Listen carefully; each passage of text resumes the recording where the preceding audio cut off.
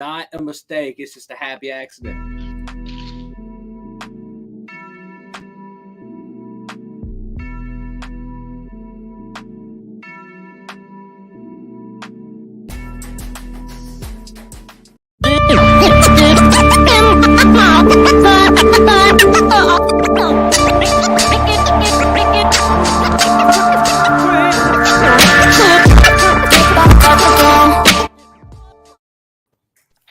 Yo, yo, yo, yo, yo.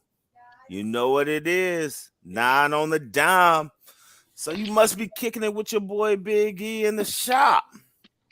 Lots of sports this week. Lots of shit popping off. So as always, you know I had a ride with the crew. Now, usually I kick it off with my first intro to the mastermind, but he's over here doing big things. He's still behind the scenes, but he's on the move. He got a little early B-Day celebration, but he's going to kick it with us here in a few.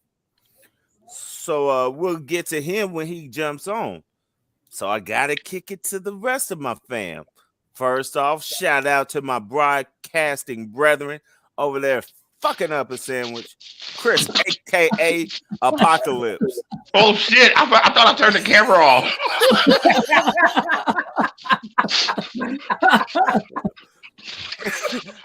You gotta get that sandwich down, Chris. Hey, this is exactly why we live. Devouring the competition.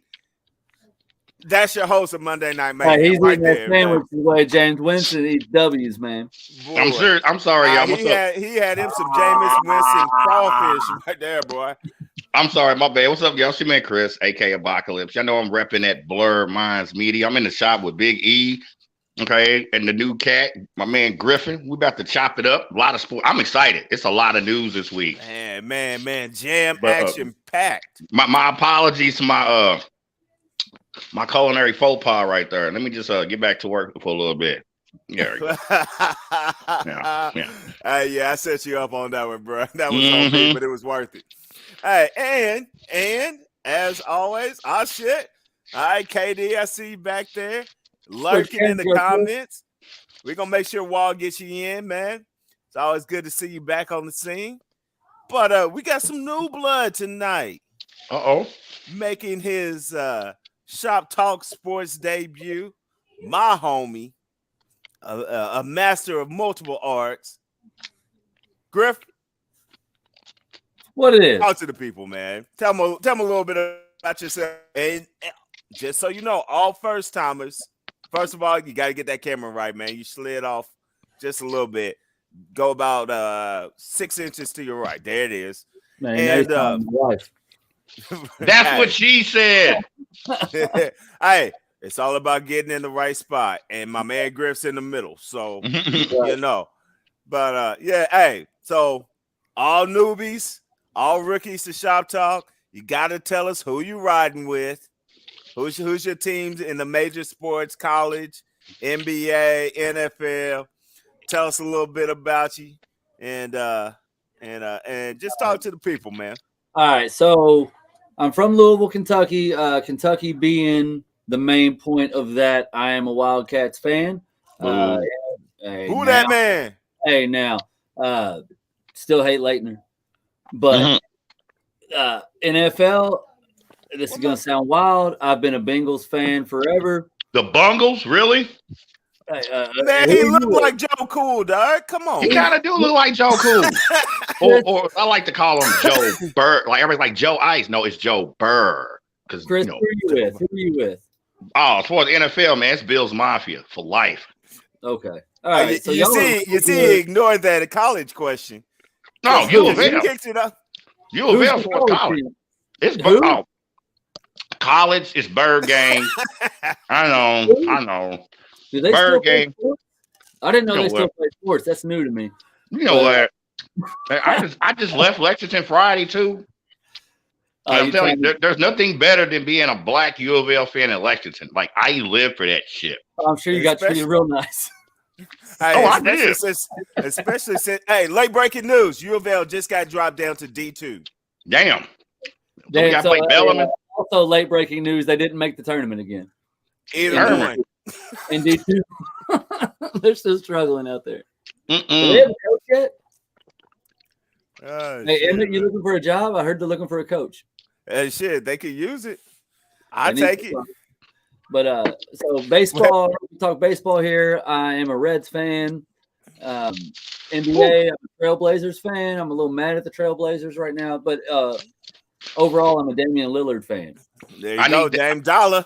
I need More than Dame anything. Dollar in a Laker jersey. That's what I need. No, you Dude. trying to fuck up his career?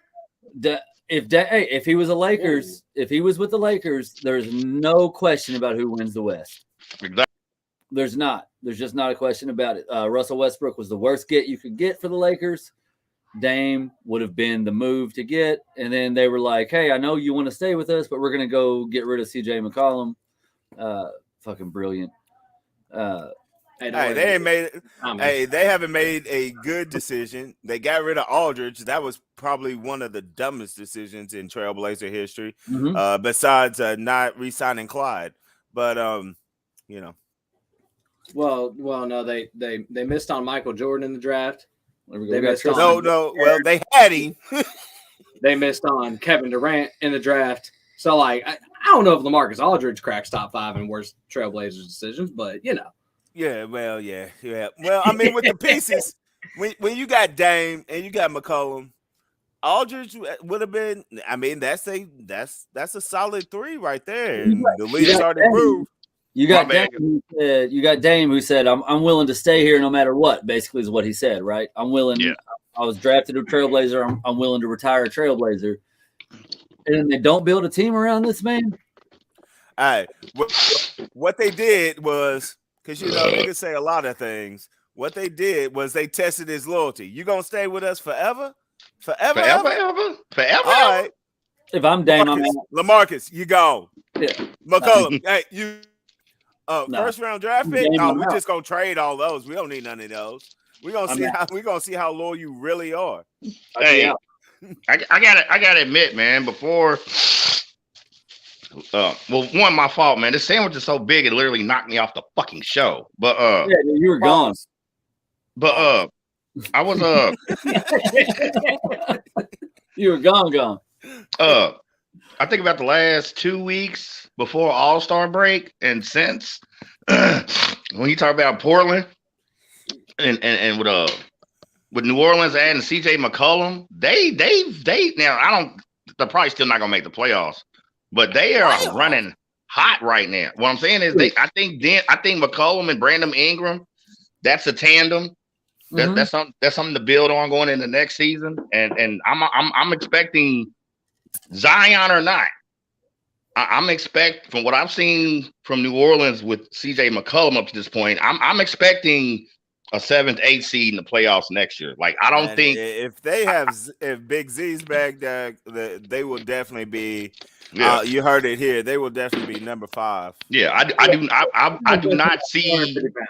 What I'm saying, I do not see a play-in situation for New Orleans. Like seeing what I've seen from CJ and Brandon Ingram up to this point, I see them cleanly making a play. Like I don't see a play-in situation with them.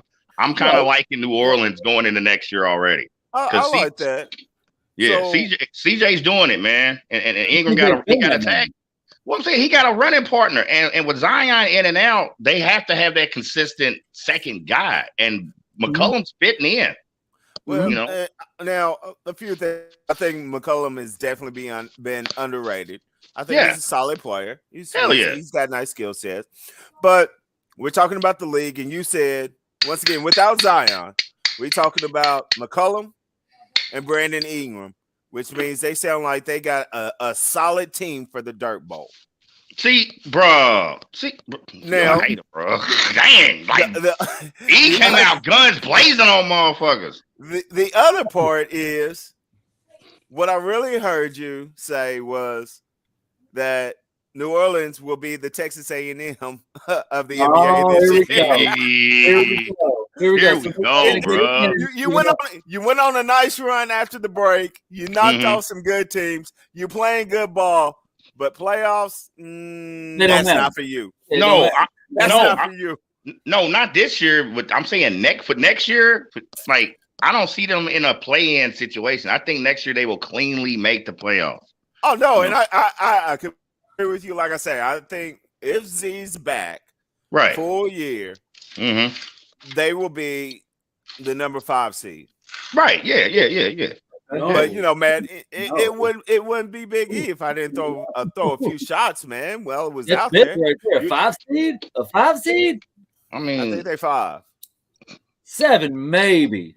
Well, hold on. Okay, so they're 5. That means they're better than 3 other teams in the West. What 3 teams? 4.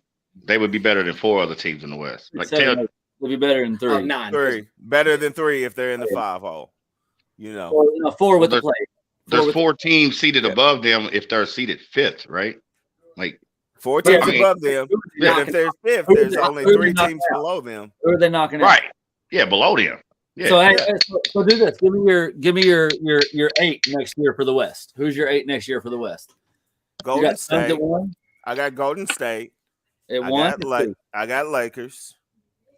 Okay, I like Portland. I think Portland's going to make some moves. With who though? With who? I love Portland, but with who? I think they're going to. I think they're going to match up some draft picks, and along with getting rid of a few mid-level players on the roster, and I can see them making a play for trying to go and get a big name. So maybe a Karl Anthony Towns, maybe an Embiid. It's going to be hard to get Embiid from the Sixers. You ain't getting Embiid right now. After they try to Harden, he ain't going nowhere. But the Sixers have really extended themselves as far as the cap goes to make a run now.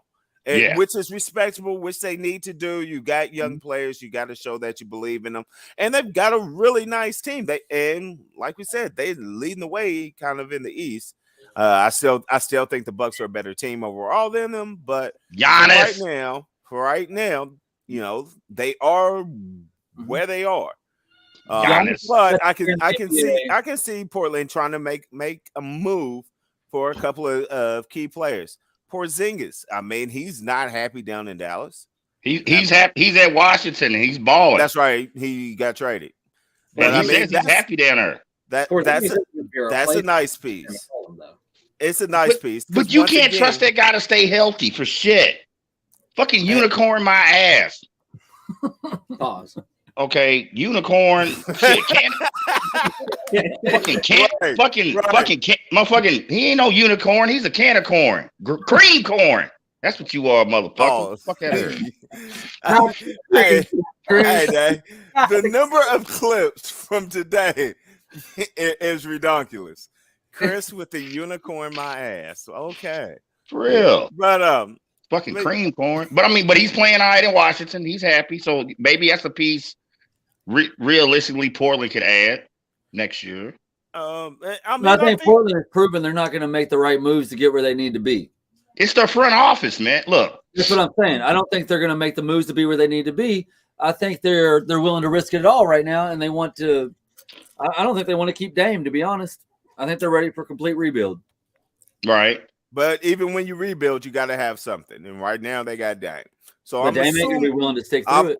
I'm assuming. If they get him the pieces, I'm sure he would stay. They had him the pieces. They had him the pieces. I don't think guys like Aminu and Harkles were the pieces. No, CJ McCollum was the start though. Right. Yeah, but McCollum had been there 4 years, 5 years? But they kept getting rid of everybody else. Exactly. That's what I was saying. So I think Dame and McCollum together, get you some pieces. So you're talking Karl Anthony Towns. So put Karl Anthony Towns on that team with CJ McCollum and Dame Lillard. What you got? You got a title contender. You got 3. And you got a team right there. So why do you got to get rid of CJ McCollum to get Karl Anthony Towns, and now you don't have a 2 guard? Why do you have to do that?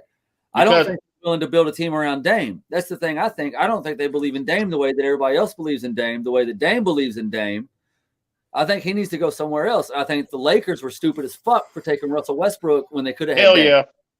Exactly. I think we all agree with that. If the Lakers would have went out and got Dame like they should have, the West is not even a conversation right now because the West ran by the Lakers. But it's stupid. That's LeBron and his ego. It is, and that's ridiculous. Really is. and I'm saying this as the resident Laker fan on the panel. Like, I love the Lakers. I'm about to start watching that a new HBO show, Winning Time. Mhm. You know, taking it back to the Showtime Lakers. But what I'm Okay. saying, All right. yeah, but what I'm saying is real talk. This is another testament to LeBron and his BS. Okay, I've been saying it for 3 or 4 years. I need Dame Dollar in a Laker jersey. I need that.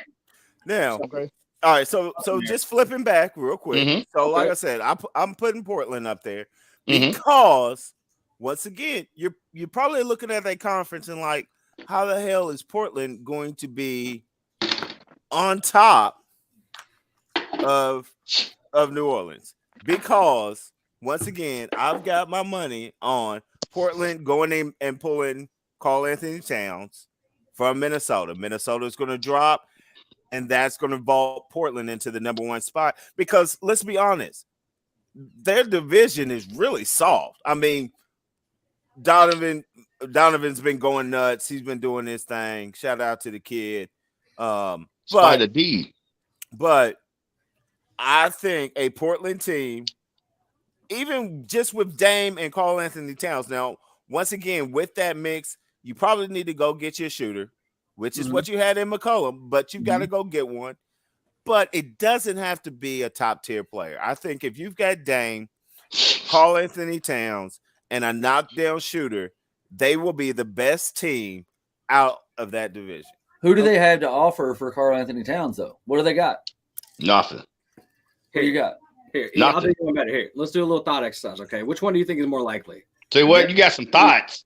Them being able to put together an actual package to go get Karl Anthony Towns, or the people over in Boston deciding to go with Jason Tatum instead of Jaylen Brown, making a trade with Jaylen Brown and Damian Lillard, and then Portland trying to go young with that. So putting Dame over on Boston. Exactly. Okay. So you got I like it, but I think the problem is Jason Tatum right now has shown that he's a stud. I don't think he's one of your top 25. What? Ooh. What? I know. And he's a dude. I get it. I don't think he's top 25. Bruh. Man, that man's the top 5 in the East, and the East is stacked. Bruh. I don't think he's top 25. There's no way you're watching NBA this year. Like that's fucking bullshit. Listen, you're like, I need 40. And he's like, you're saying there's 24 dudes in the league better than Jason Tatum right now. I'll take Clay over Jason Tatum. Jason Tatum's that fucking guy. Look, I as think a he's a Laker product fan, of the system because they don't have any other pieces. what I'm And saying, he as goes- He's a bucket. He's Not a nobody. knock on him. 52. Not a knock on him. I mean, Jason Tatum is. you just knocked him. You said there's 24 other dudes in the league better than him. Yes, there is. You're hot. I take Clay over him. Man, KD. No, Bro, are you hearing this shit, bro? Seattle? KD, are you hearing this shit, bro? He muted right now. Hey, he don't even want to talk to you about it. Unmute yourself, bro. I don't need to say it. You better look at my hat. Bro, do you hear this shit? Yeah, I heard. That's why If it said that Jason Tatum is not a top 25 player in the league. Wow. Man, you know what? Let's get over with it. Man, Wow. bro, I am a Laker fan. It's in my DNA to hate Boston. Yet if you cold, you cold. And He's Jason cold. Tatum's cold. I'm But not you saying can't- he's not you cold. can't He's not say- You just said he wasn't cold. The first 24 of the niggas in the league better than him, bro. Come on. There's 30 fucking teams in the league, nigga. But I mean, okay, 30 and 12, that's 320 guys on the roster. And you said that Jason Tatum is not even a top 25 player. I wholeheartedly disagree. You can't say he's a product of design if the design is to let Jason Tatum be that dude. Why? Exactly. And he's doing what he's supposed to do. Which But is be a top if you 25 player. That's what he's supposed to do. That's what Right. all right. Hey, But go out what there and I'm get saying, the playoff, and he's like, fucking bet. all I'm saying is I can name 24 cats in the league. Let me hear it. That Do it. Yeah, where's the list? I'm taking Steph. I'm taking Clay. I'm taking KD. I'm taking Bron. I'm taking Ja Morant. I'm taking Zion, even though he's hurt. I'm taking Karl Anthony Towns. I'm taking Big Pussy. Big Pussy. Yep. From the Sopranos. That's who Towns is. Talking about Big Cat. Big Pussy. I'm taking Luka. My name is Luka. I know how to score. See, taking Devin Booker. All right, D Book's a beast. But still, I mean, Jason Tatum is a top 20. Fuck top 25. Jason Tatum's a top 15 dude, bro. Like we're at 9 right now, and we're struggling. Right. I was trying to let him talk. No, we're at 9. We're struggling. Yeah, go back to the list. All right, back to the list. Hold on. I'm running through the teams in my head, right? Yeah, we're out of people. I take Kyrie. I take Kyrie over him. Take out in and out of New York because he ain't playing in New York right now. So, right? yeah. He's sitting on the sideline with the face. So we got right Team Kyrie in there. All right, hold up. We got let's see. I'm running through them right now. Don't you say Chris Paul? Oh, bro, he gonna say Chris Paul. He's hurt right now. That's Aaron's team. I'm taking James Harden. I'm taking Donovan. I'm taking. What about Giannis? Run the clip. I think Giannis is already on there. Run the clip. But still, bro, right. He should have read the clip on that one. But for real, Jason Tatum's a top 20 dude, bro. Like your statement's inaccurate. I don't care, and your list is fake as fuck. Man, well, once again, I'm going off the dome, but I'm telling you. No, Jason Tatum's. You put him on any other elite team, he's that dude. He's a difference maker. And once again, he's making a difference. Boston doesn't win 10 fucking games without him. Right. And if you look at him the last 3 seasons, since we live in this analytic age of sports, which is fucking annoying to me, but I'm saying, particularly look at the strides he's made on the defensive end, okay, and his playmaking and passing ability as far as getting other guys involved. I mean, yeah, we know he's a bucket, and he's smart enough to know how much of a bucket he is. Mm-hmm. He's such a threat of a bucket, it increases his facilitating. You know what I'm saying? But it took Marcus Smart to call him out on it, though. Well, yeah, underrated as fuck too. Though. It's never good when Marcus Smart calls you out because, man, I mean, he called both of them out. He called him and Jaylen Brown out. Speak on it, bro. Speak on it. He called both of them out, and they started to play better. And look where they at. Mm-hmm. And I mean, you gotta have that. So is it just a matter of just young guys needing to get their head straight when you're talking about a tandem like Tatum and Brown? Because to me, Boston should be slightly further ahead in the standing. When you think about the talent they have versus the result. Now they've been hot lately. So again, though, the East is also stacked. It is.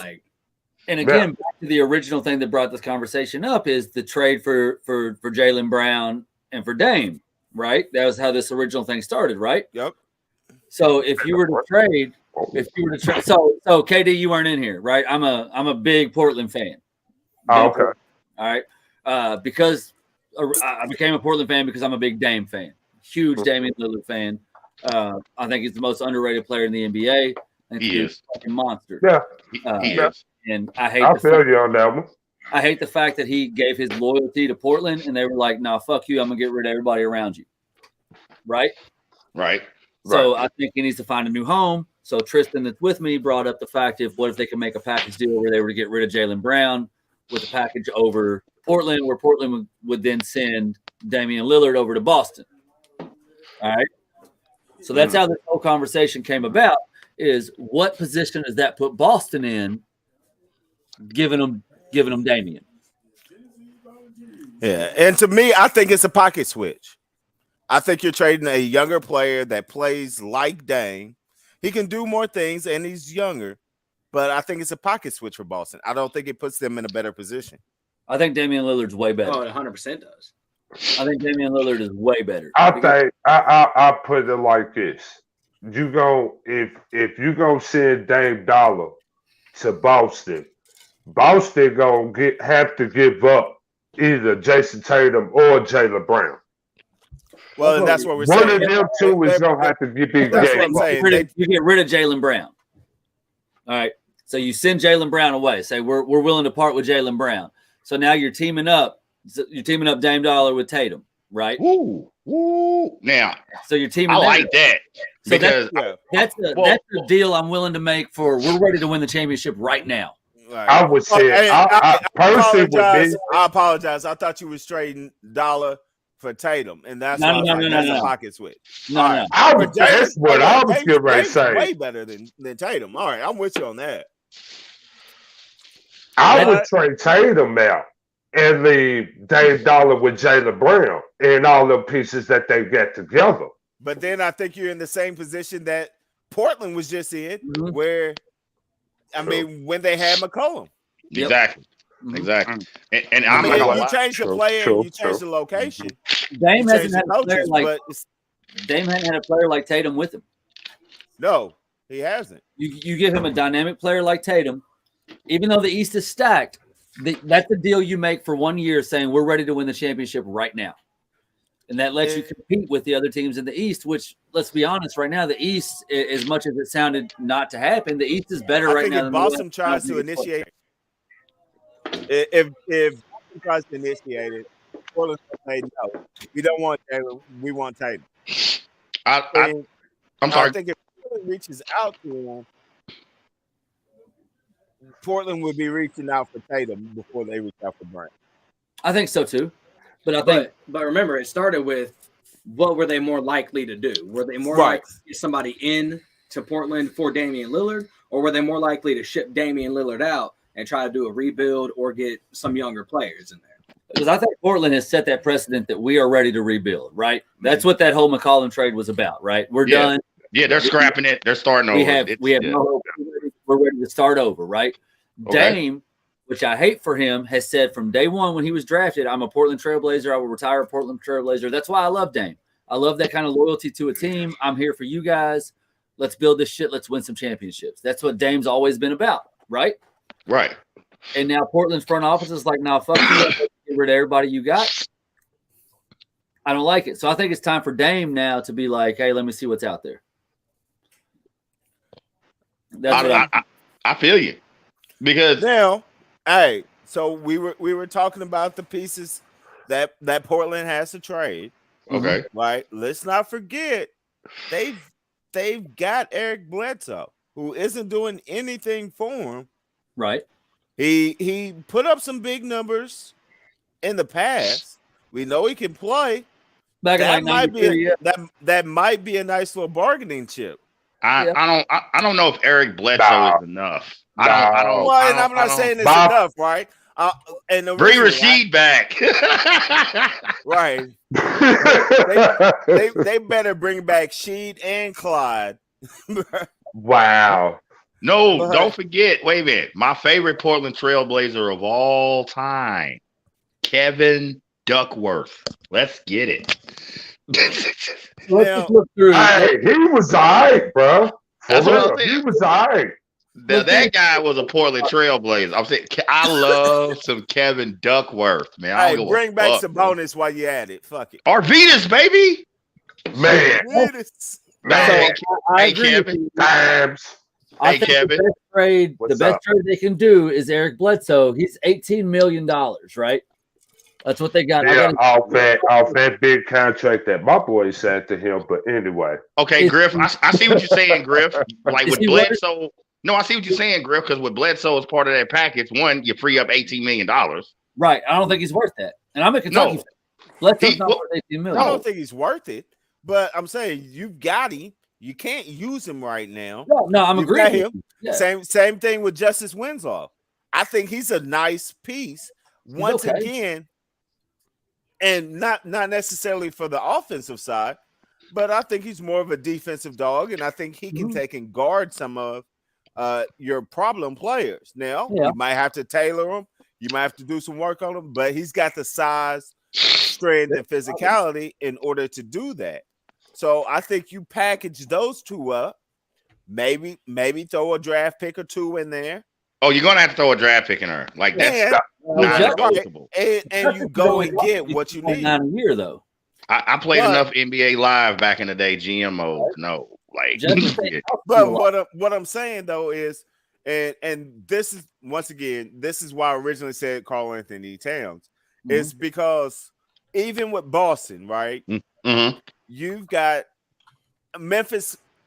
Memphis falls into that boat a little bit. I mean, Ja is fucking nuts, but Memphis falls into that boat as well because you're talking about Portland, who has a star guard. You're talking about Boston, who has a star guard.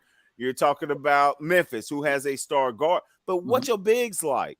And no matter how fast the game gets and how much it moves to a step-out league, you've got to have a big man that's either in there blocking shots, getting rebounds, posting up, or creating a matchup nightmare with their step-out game and, head fake and get to the basket. You've got to have someone like that. And if you can get a piece like that to match with let's be. So, Big E, you want to get a piece of big pussy. That's what you're saying. Well, the thing is for Cat, he's a free agent in 2024, right? So you got to be willing to mail in next year, right? Or buy him out of his $158 million contract. I'm not touching Big Cat. I'm not touching it. You don't want no big pussy for real? Y'all don't like big pussy? No, I love it. I do. I love big pussy, but not him. Oh, there it is. I like it. I think his contract right now, if you're trying to get him next year, is too high for a buyout. He's got a 5-year contract. Who's got that? Hold on a second, Kevin. Hold on a second. Say what's that last part again, Griff? I didn't catch that. Right now, he's at the next year will be his last year of his 5-year, $158 million deal. Right.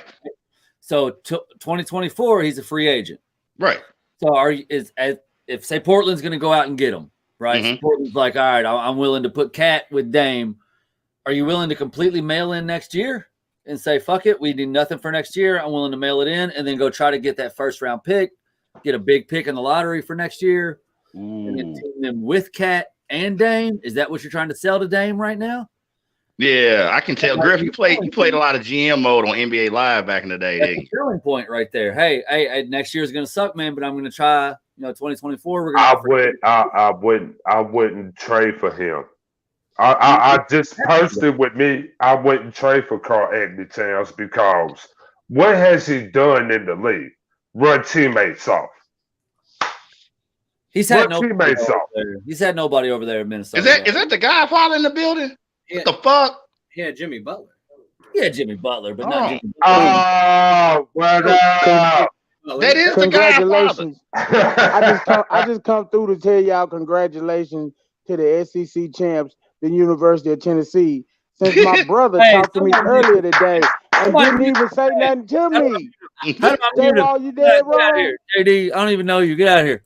Get out of here, JD. You dead wrong. No. This is our time. Hey, I'll tell you right now. We don't say nothing to Kentucky when y'all win. You know what I'm saying? We let y'all have it. That's why you didn't say nothing to me, bro. That's wrong. No, hey, look, no. I wouldn't do you like that. Tennessee is the hottest team in the country in college basketball right now, and the fact they got a 3 seed is disrespectful as fuck. Yep, but that's gonna piss us off. We coming to get that motherfucking NCAA championship. Y'all ain't getting that, but y'all got the SEC title. Y'all got to win like 26 more, and you can catch up to Kentucky. But y'all are right there. We ain't never chased Kentucky. I mean, y'all are though. That's the thing. We don't chase them, Griff. We never have been chasing them. I mean, we satisfied with stomping them on the gridiron every year. Yeah. We satisfied with that. What was the score this year, football? Oh Lord, here we go. We done made your quarterback cry. We made your quarterback cry this year. You might have, yeah. Quarterback cry this year. Are y'all a football team now or what? Yeah, he cried this year. He cried sitting on the bench. Hey, congratulations to y'all first basketball conference title since 1979. I'm like, wait, I was 7 the last time Tennessee actually won the SEC. Like, Wow. as far as like it really put it in perspective for me. I'm like, Hey, we took an extra long rebuilding process. No, I'm saying y'all had some nice teams. I mean, there's been some solid Tennessee teams, and I'm like, wait, this is really their first conference title since '79. And so I'm doing the math, and I'm like, wait, I was 7. Shit. No. I will say, when the tournament bracket came out today, there was 2 big. I'm a big SEC guy. I'm a Kentucky fan. I love SEC. Everything about SEC. The 2 biggest disrespects that I saw in the bracket was Tennessee being a 3 seed as the hottest team in the country. Fuck everybody else, and Texas A&M not making the bracket. Definitely some bullshit. That was. I'm actually they already said Texas A&M had some early season losses anyway. They did, but they really need to look at their last 10 games. Texas A&M has been. I agree with you on that one. Fire. Yeah. Let's look. I got the schedules pulled up already, ready for this conversation. All right. hell yeah, let's get it. Let's I'm look. looking at the brackets now for the first time, and I'm already seeing some bullshit. So they beat Auburn, right? Yep. The legitimate 2 seed, right? Yep. Bullshit. Auburn's overrated. Period. Said it all year. Auburn is not overrated. But wait, that's right, because Jason Tatum's not a top 25 NBA guy. So but anyway. And they beat Arkansas, right? And you're a Louisville fan. Your basketball opinion doesn't matter. They beat Arkansas. I know you fucking lying. Arkansas is the tournament team, right? Yeah. They beat Arkansas. Before that, they beat Alabama. Is Alabama in the tournament? I think they fucking are. They beat Notre Dame. Notre Dame made the last 4 in, right? Right. Yep. And they beat Notre Dame. And they lost to Tennessee in the SEC championship. Right? Okay, Right. I got another team that's out there that got snubbed too. Xavier. Xavier got snubbed as well. Xavier got snubbed. Yeah. Xavier could probably take and make a case, but I mean Texas A&M hands down should have been in the tournament. No doubt about it. So you know whose spot I think they should take? No, this is the hottest take you'll hear. I don't think North Carolina deserves to be in the tournament. Man. I think they're putting a lot. I think they're putting a whole lot on North Carolina beating Duke in Coach K's last game in Cameron. I've looked at their last 10 games. The only game they have won that mattered was at Cameron, and they're putting a lot of stake in the fact that it was Coach K's last game there. Well, and then when you look at the piece on that. Other than that, North Carolina hasn't done shit. Right. Because you look at the I'll ACC. take North Carolina over Michigan. What I'm saying is you take the ACC as a conference. What you said? What I'm saying is I'll take North Carolina over Michigan all day long. Yeah. You take the ACC. It's a wash. Take the ACC as a conference. Okay, it was down this year, so Carolina doesn't get enough quality wins in conference. Terrible. Okay, and they definitely didn't get nothing done out of conference. Right. You know, they didn't beat a Kansas or a Michigan State. No. You know what I'm saying? So they circled. They circled that last game at Cameron. They circled. Yeah. So what I'm saying is when you talk about. But that's what I'm saying. So when you talk about somebody like North Carolina getting in, and we know what their resume was, particularly that key stretch. What do we all say? Last 10 games. You know what I'm saying? Well, and you look at A&M, right? Okay, and they had several decent wins, particularly out of conference, and they got hot at the right time. Yep, they go all the way to the conference final game. You know what I'm saying? Like 2 in their last 10. And one of them losses was to Tennessee. Right. But that's what I'm saying. Here's my thing. A&M, you good. A&M beat Auburn. Right. UNC beat Duke. They watched. Also beat Arkansas. Watched. So what else did you do to get in? But that's what I'm saying.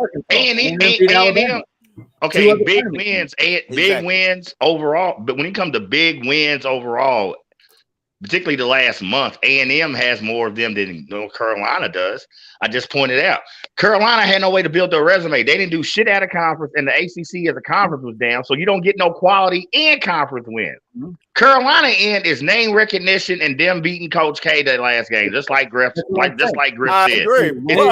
It's nepotism. It's nepotism at its worst. Well, here's my thing. I agree A&M should be in. I don't think they should be in over UNC, but I damn sure think they should be in over Michigan. Definitely. Because who the fuck has Michigan beat? Michigan didn't do shit this year. So take Michigan and North Carolina out and put Xavier name in Michigan's there. wins came No, early in the season. I don't think Xavier deserves to be in there. But Griff, I'm not going to give you that one. Griff, you can't have a still 20-win North Carolina team not in the tournament. I'm saying hold on. Somebody said that Xavier did deserve to be in the tournament. Look at their resume and who I they don't beat. think Xavier deserves to be in the tournament. And here's my thing: if you're going to go off who beat who in these last games, then why didn't we throw St. Mary's some love? Because they damn sure knocked off Gonzaga. Right. That's the quality win they got, though. Well, they did beat them. They knocked them off. So once again, we've got St. Mary's that knocked off Gonzaga. They a 5 seed. We got Texas A&M that knocked off multiple teams, including Auburn. We've got UNC that knocked off Duke. Who the hell did Michigan beat besides the Wisconsin coach? So here's the deal with Gonzaga, though. Okay. What the five fingers say to the face? Slap! Alabama beat Alabama beat the whole day. Alabama slapped the hole like a pimp. Until Shout out to Gonzaga, my man Jawan Howard. until Man, Gonzaga, much love to Juwan Howard because I love. Gonzaga's ready to get a real schedule, like to But get this a is- real conference. We can't put too much. Alabama beat Gonzaga. All right. Okay. So Once we again, can't they're put, overrated and shouldn't be the overall Gonzaga number is one. But overrated. So you can't put so much stock in St. Mary's beating. What else does St. Mary's do? Right? Because you beat Gonzaga, so did Alabama. All right. Are you better than Alabama? Because Alabama beat them, but Alabama also had a lot of losses because they play good competition. Right? Because it's not like St. Mary. It's not like just beat Gonzaga. Right. No, I feel you. And when you think about a team like St. Mary's out of conference, okay, it's not like Duke, Kansas, UK. None of these schools are lining up to play them out of conference. So how do you build your non-conference resume, St. Mary's? Who the fuck did y'all schedule? Because until Gonzaga's in a real You see what I'm saying? It's shit like it. I mean, like this is the conversation I get into with every year with college basketball fans, and especially when the bracket comes out and when they rail on some of these small teams. I'm like, dude, these small teams, okay, if they really want to have a legitimate beef, they got to schedule, tougher competition when it comes to non-conference. Okay, like you talking about Kansas, Duke, Carolina, UK, Baylor. None of them are lining up to play fucking St. Mary's. So they're stuck in a. So what I'm saying is schools like that are stuck in a shit conference. You know what I'm saying? And the only way they can build is, I mean, beating Gonzaga is not enough because you're not doing enough. St. Mary's made it, but once again, St. Mary's made it as a fucking 5. And we're talking about a Texas A&M team that not only has beat Auburn, but multiple other good teams. Right. And once again, they took the L against probably, and I gotta make sure the Godfather ain't around because I don't want to say I jinxed them. The hottest team playing right now in Tennessee. Hottest team. Well, if we're gonna talk about, you got beat by the hottest team playing, and it was a decent game. It was a good game. Tennessee had it in the bag from the get-go. Dude, they started the game with a 14-0 run. Stop. It was a decent game, man. It wasn't a 20-piece. It wasn't a 20-piece. It could have been. It should have been. Yeah, they should have got 2K like a motherfucker. They should have got 2K, bro, by watching that game, though. But they did. Outside of conference with St. Mary's. I just looked it up. St. Mary's had one ranked team outside of conference in Wisconsin, and they lost. Okay, and see, this is. But they get a 5 seed. But and that's what I'm saying. And nobody's that's willing to play St. Mary's because it doesn't benefit. I'm a Kentucky fan. It doesn't benefit me to play St. Mary's. Why does it benefit me? Because my strength of schedule, even if I beat you, is going down because your strength of schedule is straight trash. So even if I beat you, I get nothing in the net ratings for beating you. But hold on. What if St. Mary's beat y'all? That's why it's a no. It's a but see, this is the argument. But I'm saying this is the question. How? Okay, how do these smaller teams build their non-conference resume? So hold on. So what I'm asking is, how do smaller teams like it build their non-conference resume? Okay, for the and particularly when you talk about teams, a lot of those teams in these smaller conferences, it's just the automatic bid. Yep. Okay, so let's say you got a 25 win, St. Mary, Creighton, whatever, a school like that, that's got a couple of good non-conference wins. Okay, yet they don't get the automatic bid winning their conference tournament. Does that team still sit out? Well, here's my thing. I think. So I'm simply saying there has to be a way that smaller schools get these bigger schools on the schedule to build their non-conference resume. When you talk about securing at-large bids, that's what those Bahamas tournaments and all that shit's built for, right? Yeah. I mean, but that's so early in the season, and a lot of fans forget about those games. Half the selection committee forgets about those games. I love watching those games. Forget about A&M going 8-13 or whatever, getting their ass handed at the beginning of the season. So I think they're watching it.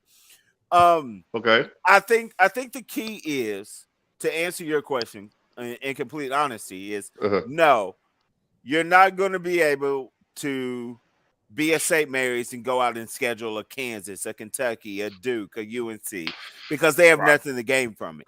But the way you take it and get out there and increase your strength and schedule a Memphis, schedule a Vandy. Oh, not Vandy. That's not going to help your resume. Sure it is, because it's Vandy. Vandy's still in the SEC. I agree with him with the Memphis, but Vandy, come on, bro. I see where he's going with it. But what I'm saying is they're still in a power conference. Right. You beat a Vandy, I beat a team from the SEC. Schedule a Miami. Okay, yeah, I see what you're saying. Schedule even Indiana. Or like we can talk about the Big 12. Some of those teams that are in a power conference that might be 3, 4, 5 inside of their conference. But they still have that tradition too. But once again, they've got a name, right? Yeah. They've got a name. Right.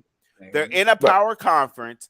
And 9 times out of 10, those are going to be the teams that you're up against, the last 4 in, first 4 out, in those situations. So once again, say you had scheduled Indiana. Okay. Right? Indiana's made the scrubbiest of the scrub. They in the damn play-in game to get in. But how? With the exception of the run that they went on here lately, where they had a good wins against teams, they didn't do any more than the Texas A&M did. Right. When you talk about the duration of the season. That spot. But they wound up getting in. So if you're a mid-major or a lower major and you want a way to take it and get your way in, play in Indiana early in the season. I beat them. Now when you last four out, first 4 in, and they looking at all 8 of these teams, they took and beat them earlier in the season. And that's the problem, is they keep saying that head-to-head doesn't play into it. Yes, it does. Much. But earlier in the season, Texas A&M beat Notre Dame. Right. Exactly. And Notre Dame's bitch ass is in. But Notre Dame is in the SEC. Does it really matter? Because Texas A&M did that. They said, you know what? I don't know how the SEC is going to be. I'm gonna schedule this Notre Dame team who's usually in the tournament, right? Notre Dame's usually in the tournament. Yep. They said, I'm going to go ahead and schedule them. And then they won it. They said, so I beat Notre Dame. So preseason or all out of conference, I beat Notre Dame. So now I come into the conference at the end of the season. So I beat Notre Dame to start it out. To end the season, I beat Arkansas. I beat Alabama. I beat Auburn. So right there's 4 tournament teams that I beat. I lost to Tennessee in the championship of the SEC championship, right? I lost. In the I'm SEC championship, right there. I lost, and I'm out. Yeah. So what you're saying is schedule those teams out of conference, which they did, and they won, and they're still not in. Right, but I'm just answering Chris's question, which was how do your mid-major teams, your weak conference teams, right? If I don't win my conference, what else could I potentially do? And I think that's the answer is you play middle of the road power conference teams. Yeah, like we're talking about the Big 12. So you don't necessarily play Kansas, but you'll play a Texas. You play a Texas, you play a Wisconsin, you play right. Play yeah. I get you. That's the answer to that question. Right. Now, here's my better question, which is, all right, so I went after Michigan. I really don't think Michigan should have made it. No, and I damn sure don't think they should make it over Texas A&M. Hell no. Here's a better question. Mm-hmm. Playing game. Rutgers, Notre Dame, Texas Southern, Texas A&M, Corpus Christi. Corpus fucking Christi. Now, I think they took and made what they meant to say was Texas A&M, not Texas A&M Corpus Christi. I don't know where the fuck they found that team. Wright State, Bryant, Wyoming, and Indiana. And out of those 8 teams, I can't tell you not one of them that would stand a shot of beating Texas A&M. You know what? But they won their conference tournament, though. You know what? And that's what I had a problem with about the bracket. Do it, Katie. And it was one matchup that I had a problem with.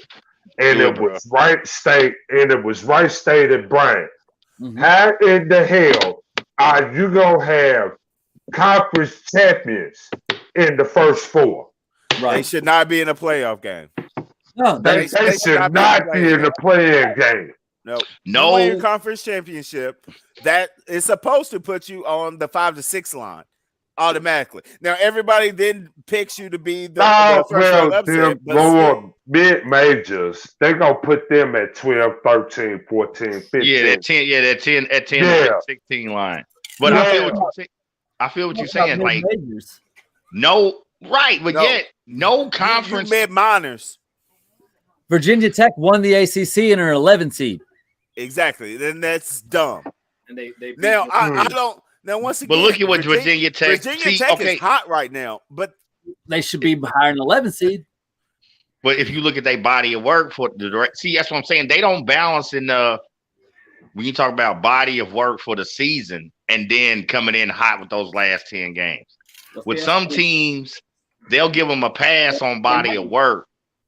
Okay. But you know what I'm saying? And then some teams, they just focus on how hot they were those last 10 and kind of ignore the body of work overall. I mean, it's kind of a double standard. In the fucking tournament. Who the fuck? I mean, Wyoming, that's the Big Sky Conference, I think. Big Sky. They didn't even win their conference. Mountain West. So they out there with Boise State now, did right? not win their conference. Boise State's in the tournament. They won the automatic bid. They won their title. Well, okay, me personally, as a college basketball fan, I do not like the idea of a conference tournament winner still in a play-in game. I don't give a fuck how small that conference is. I think they earned it. Even if you put them on the damn 15 line, they earned it. Right. That's what I'm saying. The fact but you know a league champion shouldn't have to be in the play-in game. Oh God, they're gonna shut us down. Yo. Hey, about time you showed up, bro. Man, my producer level tonight's on Super Saiyan, son. I was on 64 getting this motherfucker rolling. That's dedication to the game, man. Dedication, man. The price of poker just went up. Jay Wall is in the building. What's good? Oh, none, man. None. Y'all submitted to just listen to all y'all's takes on everything. Obviously, you know, me having my college allegiance. Griff's the only one that knows what the fuck he's talking about. There it is. Here we go. Let's go. Here we go. It don't matter we your go. I just know what I'm talking about. Come on. You know, I You had know to he throw gonna us get some it shade. in, bro. I had to throw us Right. some shade before I got to hear about the loss I just took. Shit, Well, you are don't you- hear it from me because we just took one too. Are you Kentucky? No, that was the best part of my day. I know it Like, was. man, I'm I gonna know hear it all was. this fucking shit about Tennessee beating us. Let me see what Duke did. Let me go on and see what Duke did. I seen that score. I said, "Well, hot damn." Haters gonna hate, Dave. Haters gonna hate. I know you had your damn lucky talisman and your voodoo doll from New Orleans and all that shit, hoping Duke took that L, and it happened. But it's all right. Oh just yeah, missed- dude. Every time I get done making passionate love, I wipe my nuts on the Zion jersey. Oh Lord. Fucked up. Duke. Pause. Weird. Oh, my God. Wait. Oh, my God. Pause. Hey, Wall, go ahead and run that. Lord. You got the TVMA, the first one of the night. Go ahead and roll The that. following program is rated TVMA. Viewer discretion is advised. Hey, Go ahead and roll that, bitch. First one of the night. Jay Duke Wall, is- You ain't been in the damn show for 2 minutes. TVMA. Jay Duke is Wall. overrated this year because it's Coach K's last season. Right. Jay Wall, you just missed JD. Duke's trash. I'll say it. Love you. What? Duke Who will said not make the Sweet 16. I'll say it right now. Ooh. All right. Well, guess what? Mm. They to be a trash ass team, they did your little baby girl Ty Washington awfully bad to start the season out, Oh, first game of the season. and they'll do it to him again. Who's going to do it to him right now? They ain't gonna get to play him, so it ain't gonna matter. You're right. Because UK will get knocked out before Duke. to who? Murray State. I got $50 that says UK gets knocked out before Duke. All right. Damn. That ain't- UK. I'm a UK fan. I think it's bullshit. Murray We have the State. easiest road to the Final Four. We have the easiest road to the Final Four. UK does. He put a bounty on UK. He put a You $50 do. bounty on Murray him. State. Yeah, They do. UK has the easiest road to the Final Four of anybody. I agree, and I'm still telling you, UK will get knocked out before Duke. Duke will not make the Sweet 16. They don't have those guys. They don't have those guards. They have nobody. They don't have guards. Who do they got right now that's playing good? Kentucky shot 10% and almost beat Tennessee from the three. We shot 10% and we're in that game. With True. 10%. True. Seaway had the worst game of his career and had a double-double. Kentucky's that fucking team, and they don't got to play that good to be that team. Duke has to play excellent to be that team. And you know what? They played excellent, loss to Virginia Tech, who is an 11 seed. Kentucky Kentucky lost- better watch they out played for like that foul ass. trouble, Hold though. up, time out. Yeah, That was the worst game Duke has played all season. right. The game And Kentucky against played Virginia the Tech. worst game to Duke, and that was the beginning. Oh, they of the did. That was their worst game. I mean, you better fucking hope so because they lost that That game was UK's worst game. against the very first game of the season. That was the worst that Ty and Wheeler have played. Yeah. Besides the fact when they got hurt, we were up beating Auburn's ass whenever Washington got hurt, and then Wheeler got hurt, and that's why we lost that game, right? If anybody can disagree with me on that, we were up, right? Washington got hurt against Auburn. Yep. We were up 9, right? Now, once again, I don't think Auburn's like that. So Auburn has no street Auburn's cred. good, man. Just like you say, UNC's not like that. So UNC has no street cred. Cool. Auburn's good, though. Auburn's good. Auburn's overrated. Auburn might be the first SEC to seem to take an L. I think that's going to be Alabama. But You're probably right. Hey, But- speaking of which, Pooh, we still looking for you, bro. We want our money. Pooh's on a milk carton. so as much of a Kentucky fan as I am, I think the SEC team that goes the furthest is Tennessee. I think they're playing the hottest in the country right now. I think Tennessee's a national contender. They are playing. Tennessee is playing outside their mind. The only the Y'all think downside so? I see to Tennessee is their big man gang. Y'all think Tennessee's playing that good? I think they're the hottest team in the country. Whoa! No. Taylor think is No. playing outside. Well, the I hottest think team in Tennessee the- played in a very the country might be lackluster sitting at home. game. Tennessee played a very lackluster game against Kentucky, and the only reason they beat Kentucky in that game was we played worse than We they played did. terrible. That team they played got terrible. lucky on some fucking 3-point streaks outside of that we should have been down 20 at half. We should have been 20 at half. We just got lucky that their shots wasn't they didn't play that fucking good. Anytime Kellen Grady scores better 2 than points, us. if Kellen Grady Grady's been in a slump, points, and he better get out of it, or UK is going to get upset. we can't win with Kellen Grady scoring 2 points. We can't win that way. No.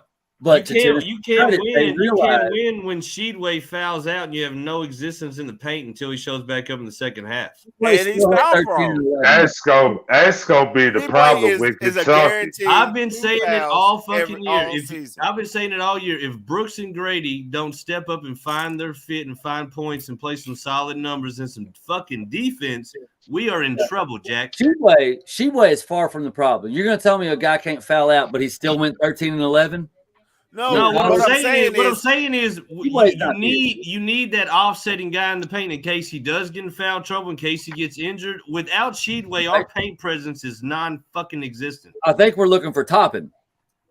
What? Toppin, Brooks, somebody. Somebody's got to step up and actually play paint basketball when Sheedway's not in the game. I think Brooks has the ability to do it. Just hasn't.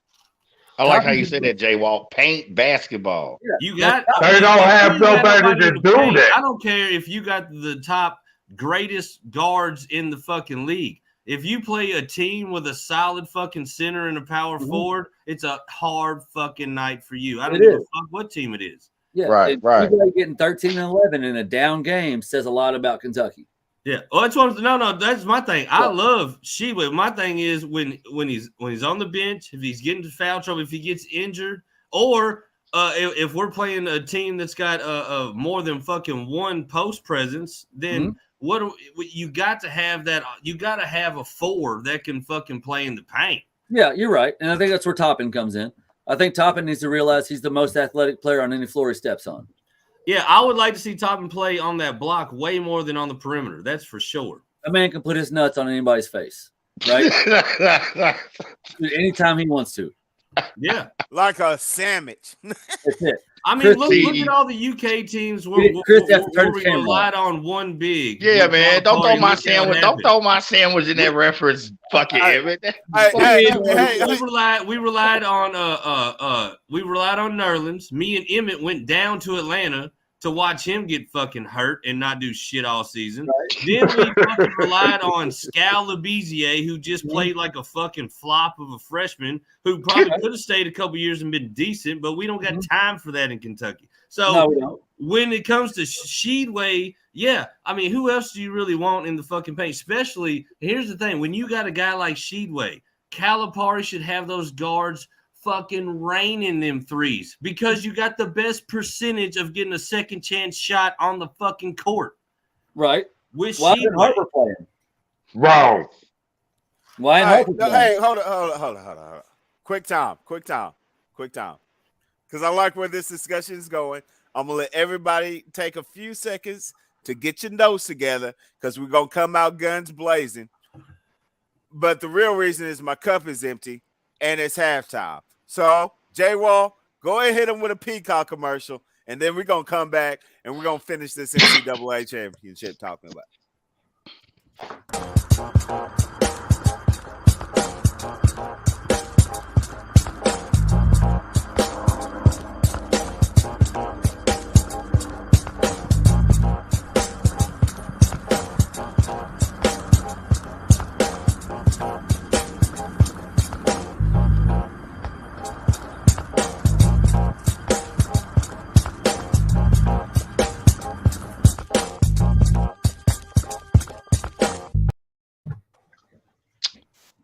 Yo, what's good? It's your man Chris, aka Apocalypse, reminding y'all spring is in the air. Yeah, man, spring is in the air in a cool way.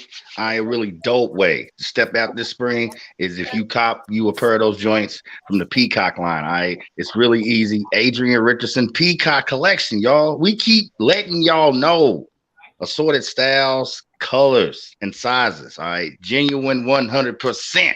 100% tile, Italian leather, matched with high quality suede. Say what, Jay Wall? Is that velvet? No, it's high quality suede, bruh. High quality suede. All right.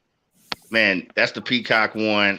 J-Wall, you know, I'm about to get my order in for those black ones, the newest ones. Yeah, For those black real. and silver ones go mega hard. Man, but the point is, between Adrian Richardson Peacock line, and shout out to the lovely wife, Rochelle Richardson, the wife of our illustrious host, Big E, aka sister of the Godfather, aka my sis, Shell Chic and Unique. Okay, jewelry and beauty accessories, y'all. It's really easy, man. It's not that fucking hard. You check her out in the in-store mall, in-store kiosk, you know, St. Matthew's Mall. It's yeah. Or hit her up on the link, shellchicandunique.com. Anyway it goes, motherfuckers, the stylist to save. One. That's it, man. Hey, it's always good to have our promo guy back. Shout out, Pox. Appreciate that, man. Appreciate the love. No problem. I do got to hop off here.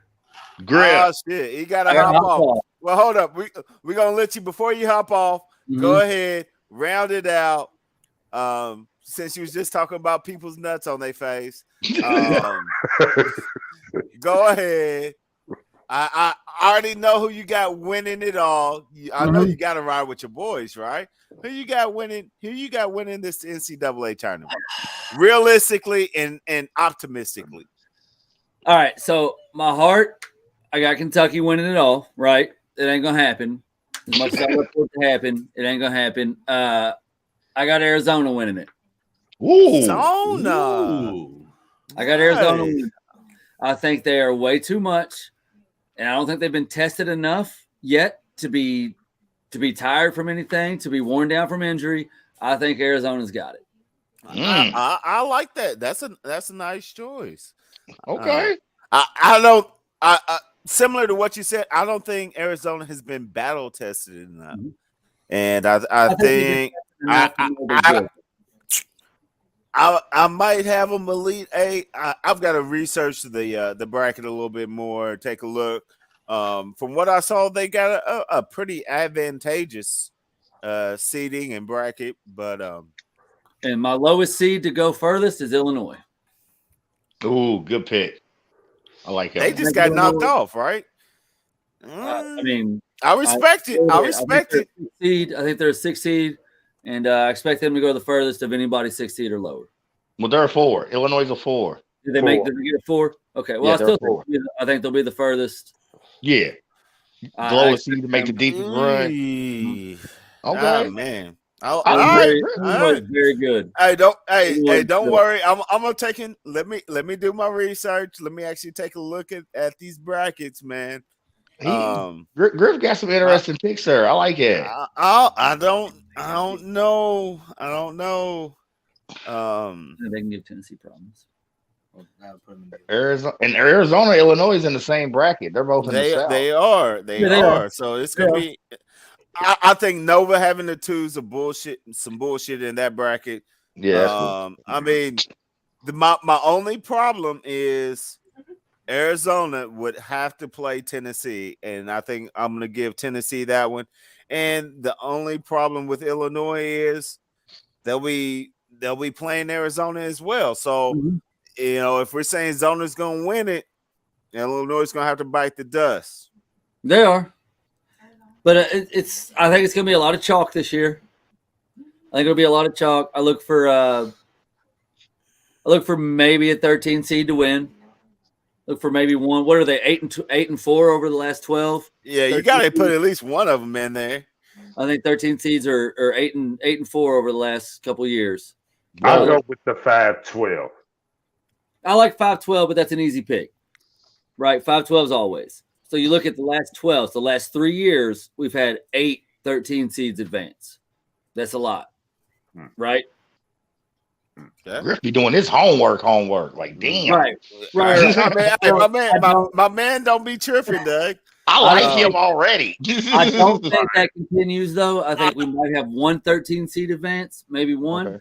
Okay. But like I said, I look for Illinois to make a run. I look for Arizona to win it, though. And as hot as Tennessee is, they have a tough run, which is, again, why I come back to the point it's bullshit that they're a 3 seed. I agree. I like that. Man, you know, it wouldn't be me if I didn't throw some salt in the game. I think St. Mary's is going to beat you out. They got a 5 seed. They got a pretty cupcake way into the Sweet 16. Mm-hmm.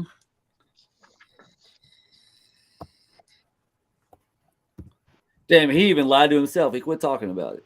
See, He don't even believe himself. he's like, I can't even buy my own bullshit. Like, what the fuck?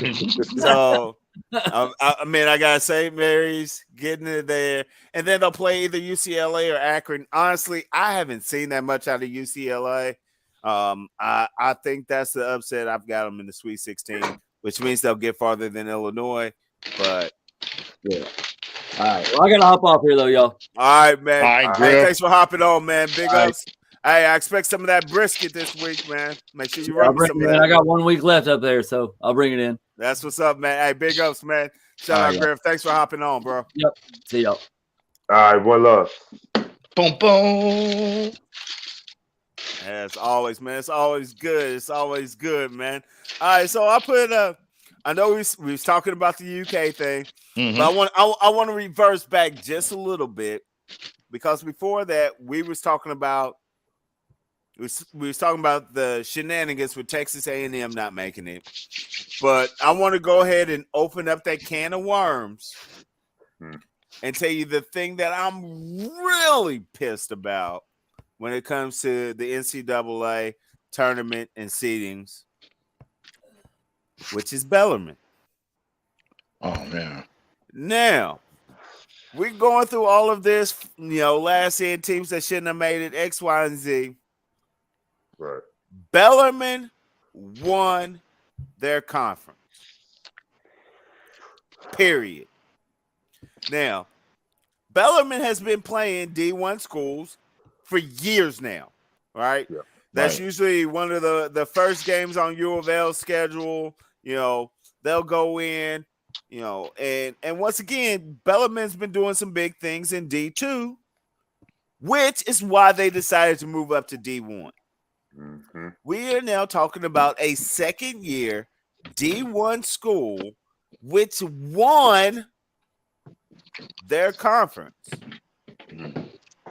but is ineligible to play in the NCAA tournament or the NIT because of some bullshit 1940s rule that says they've got to be a D1 school for 4 years before they can be eligible for a D1 end of the season tournament. Right. That's bullshit, y'all.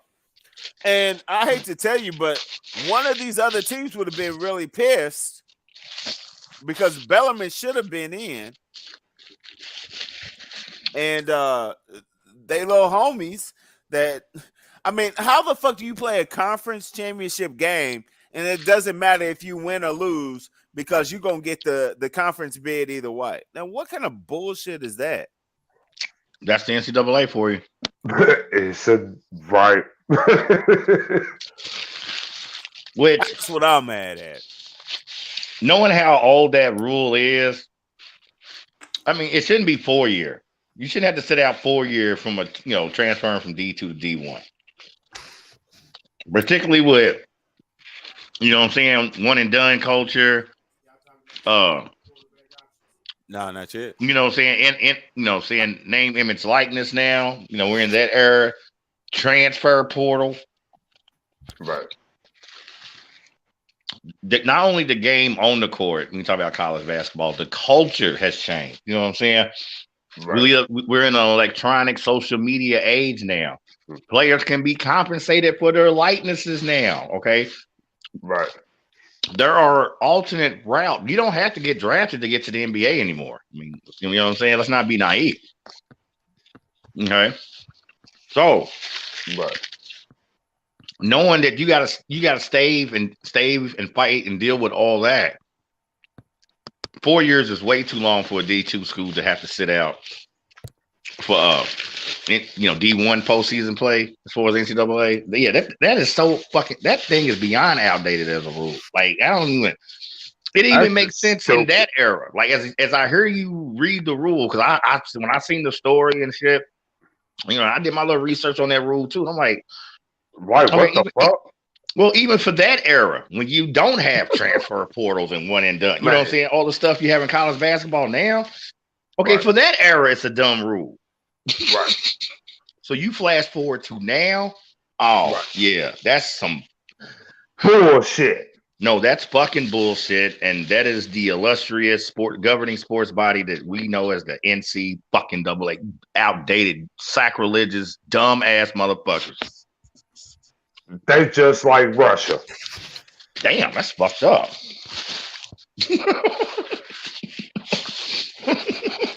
You're damn right, I'm with that. Damn. So I'm saying, do y'all think they should like at least shorten that thing to what? Maybe 2 years at least? I said it. It should be 2 years. You denying that university and that basketball program, not only that, it's the financial opportunities they're missing out on. See, that's what it is. Right. They don't want little schools to make no money for 4 fucking years. Of course. NCAA I already know what time it is. NCAA petty as fuck. What you got to say about it, E? Where'd he go? I think he got off. E? Hey, good, because I was messaging Jay while I had a few technical difficulties. I was sitting backstage. I was hearing it all, man. No, I mean, I don't even think it should be 2 years. And I'm going to tell you why. It's a D2 school. All right? So if you're moving up to play with the big boys and you beat the big boys, there shouldn't be any way. Now, if it was a D1 school moving down to a D2, sure. I can see you having some time period that they got to wait 2 years, 4 years, 8 years. It don't fucking matter, right? Because you're a D1 school. You couldn't cut it. You coming down here. And if I allow you to just hop in and play tournaments, you might be ring chasing. So I get that. But they moving up. Moving on up. That's like if a middle school team can beat a high school team in a tournament, crown them motherfuckers and recognize their greatness. Right. It's a D2 team. They ain't got the scholarship opportunities. They ain't got the White Castle All-Americans, nor the McDonald's All-Americans. And they took and handled their business. Right. It's all about the money grab. It's all about the marketability. It's all about that bullshit that if you ain't been here in D1 for 3 to 4 years, we ain't made our money off your backs, so you can't play in our tournament. Right. Bullshit. Speak on it, bro. I'm just telling you what it is, Doc. Yeah. I'm just telling you what it is. That's some bullshit. All it is. And I hate to tell you, but one of them teams would have been crying in the corner because Bellarmine should be in. And I hate to tell you, because we used to take and play pickup ball with these motherfuckers. They could have at least knocked one team out of the tournament. I said it. I said it. They could have at least knocked one team out of the tournament. And hold another team on the ropes. And now, once again, because we all know when it comes to this time of year, once again, it's about matchups. And you're talking about a smaller team that shoots it real well. You're also talking about a team that I agree with Griff. UT's one of the hottest teams playing right now. They're guard oriented. Chandler makes that thing run. Ziegler is a fucking monster. Vulicek, that motherfucker is straight raining. That's a 3-guard offense, and that's usually what they go to at the end of the game. You got Josiah Jordan James, Triple J in the house. But once again, he's a stretch 4. Mm-hmm. He plays a lot on the perimeter. And when you bring a team like Bellarmine in, who they probably got one dude that's over 6'7" if they lucky. Mm-hmm. Right. That's a matchup game that could have one of your star teams really, really, Struggle. it can put them on the ropes. It can Yeah, have struggling. them really in trouble. Can I ask a serious question? Okay. Some people do not like the University of Kentucky, and some people are ridiculous fans of. You can like so ridiculous where sports common sense does not play a factor in how they feel. Mm-hmm. I try to toe the line. I love to talk my shit about UK, but I will tell you till I'm blue in the face, we're going to dog walk your team and turn around to my wife, we're going to lose this one. I understand the game of basketball. Right. What I've seen the past 2 days and what I'm hearing on this show, what I'm asking is it, do you all honestly think Tennessee's that hot? No. I felt like we played like dog ass. No, they a decent team. I don't feel like they played that good. I feel like they could have dog walked us that first half.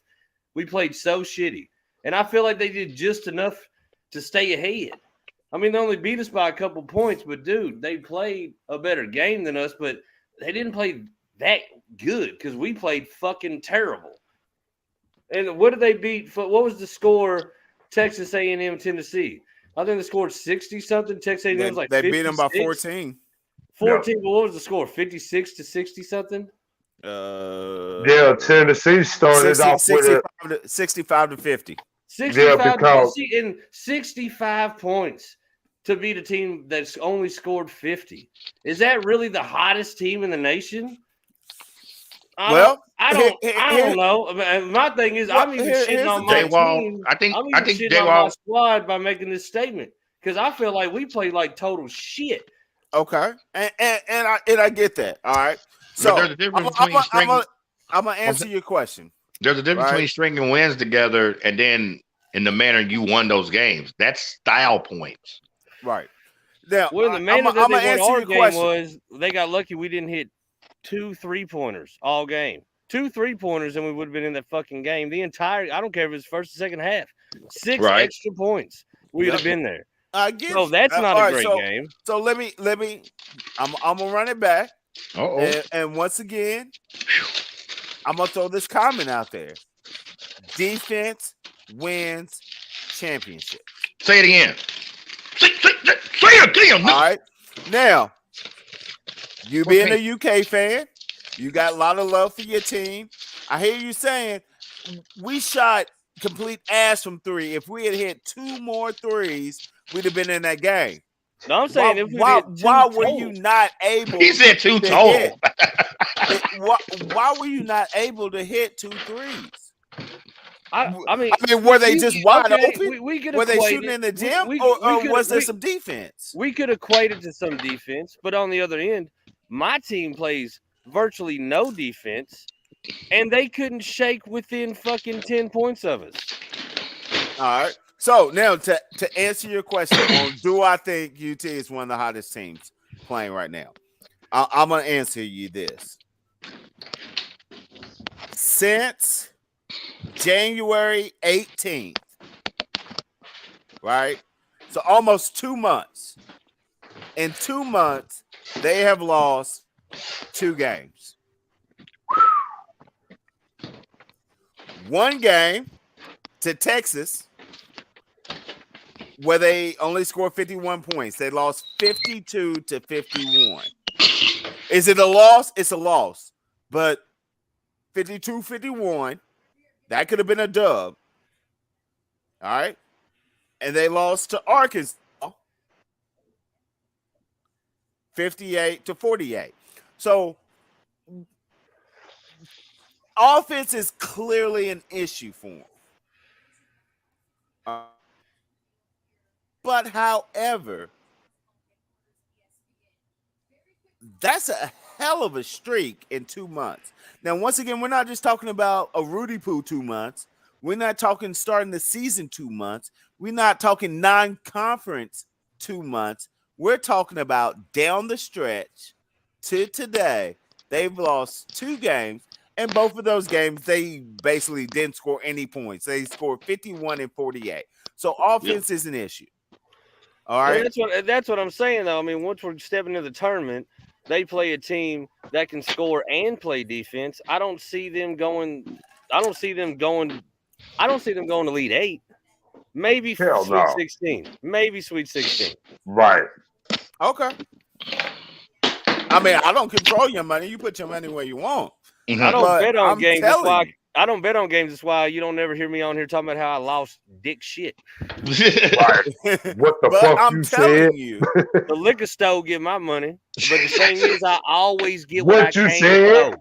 I always get what I came for. 2 fancy 4 stacks. My thing is this. Now- I'm not even going to go full UK allegiance.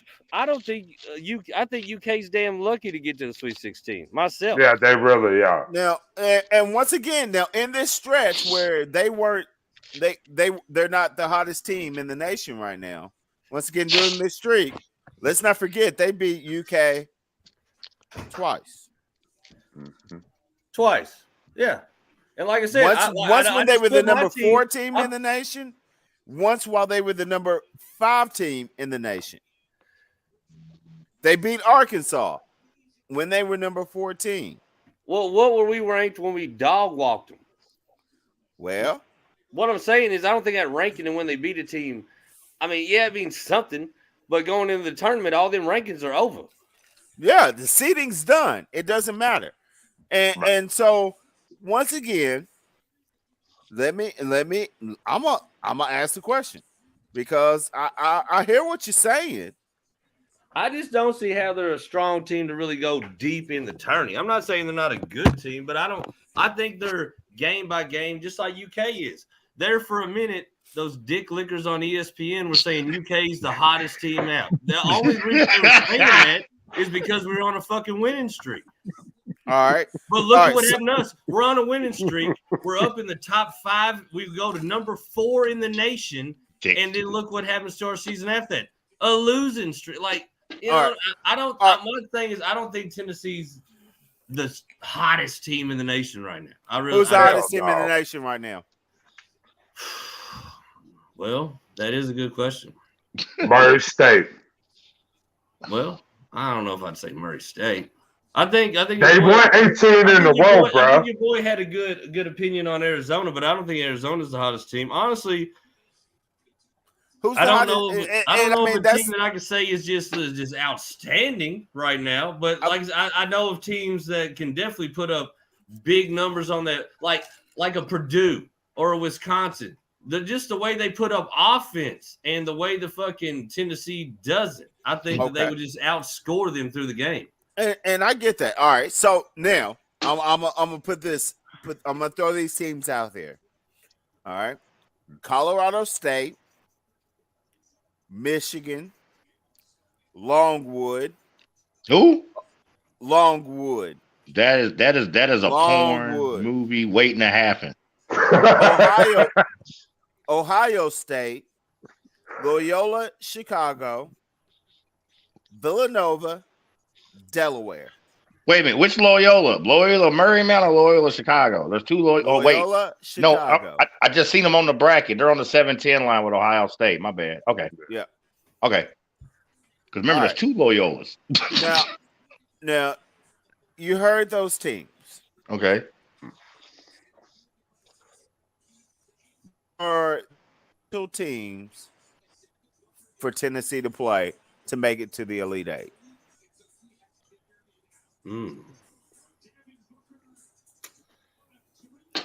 Run them down one more time real fast.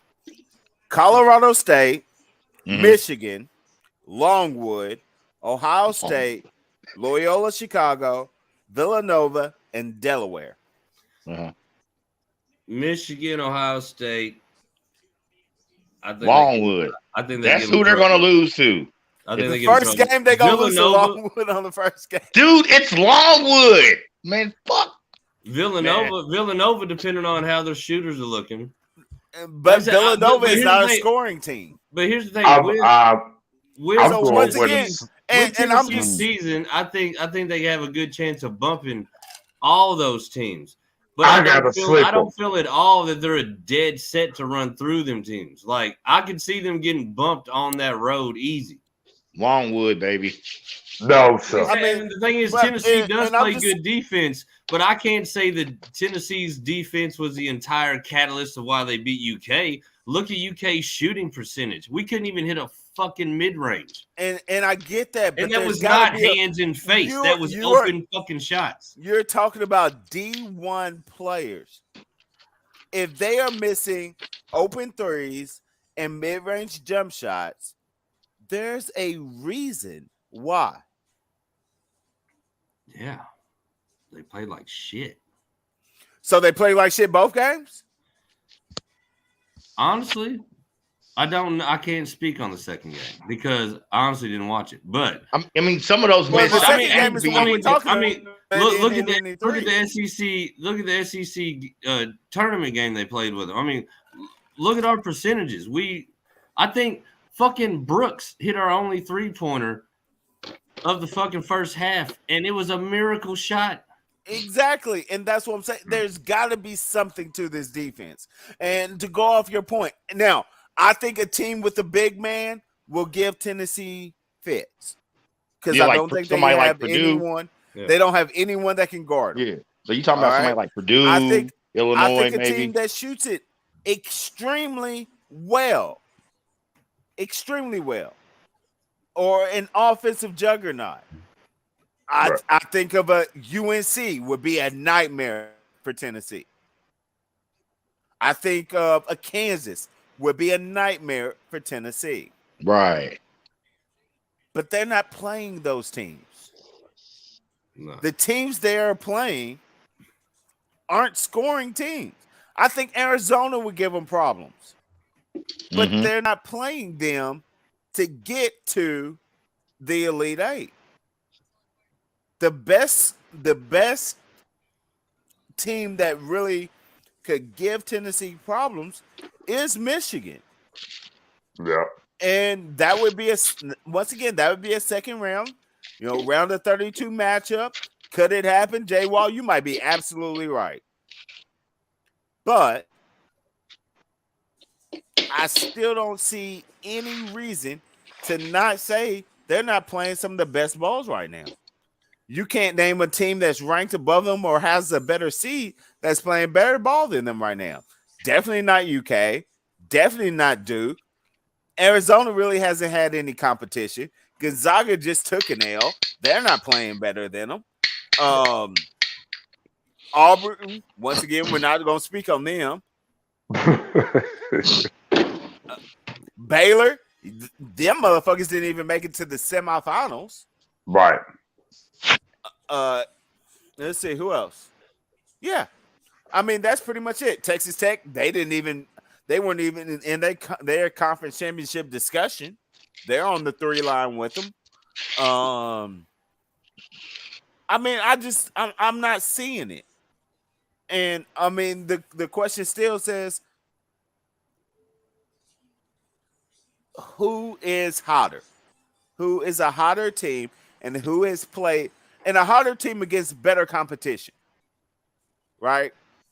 I think the only argument that you might have for a team that was hotter over these last few months is Virginia Tech went on a tear during the ACC tournament. I still don't think they're like that, but I mean, they got hot. They're hot right now. Right. They went on a tear in that tournament. Texas A&M has been playing very good ball, but they didn't even fucking make the tournament. Right. And I mean, Kansas, maybe? No. Maybe? Hell no. I mean, but we all know that Kansas is a one-trick pony. And actually, once you got one of your best players back in Remy Martin, you start playing worse.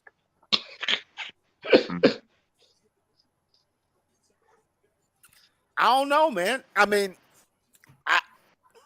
once again, I think we all know that matchups and streaks play a huge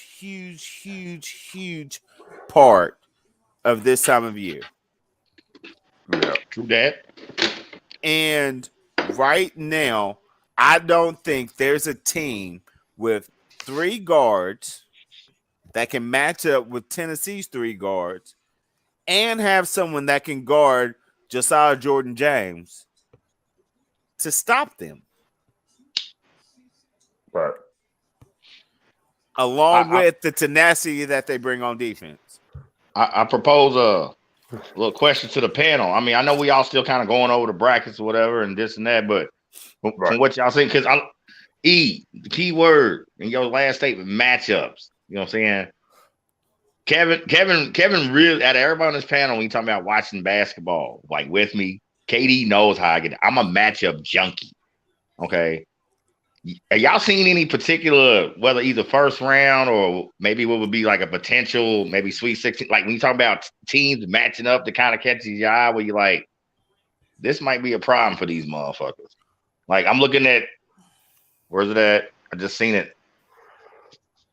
Okay, Friday, 7-10 line, USC, Miami.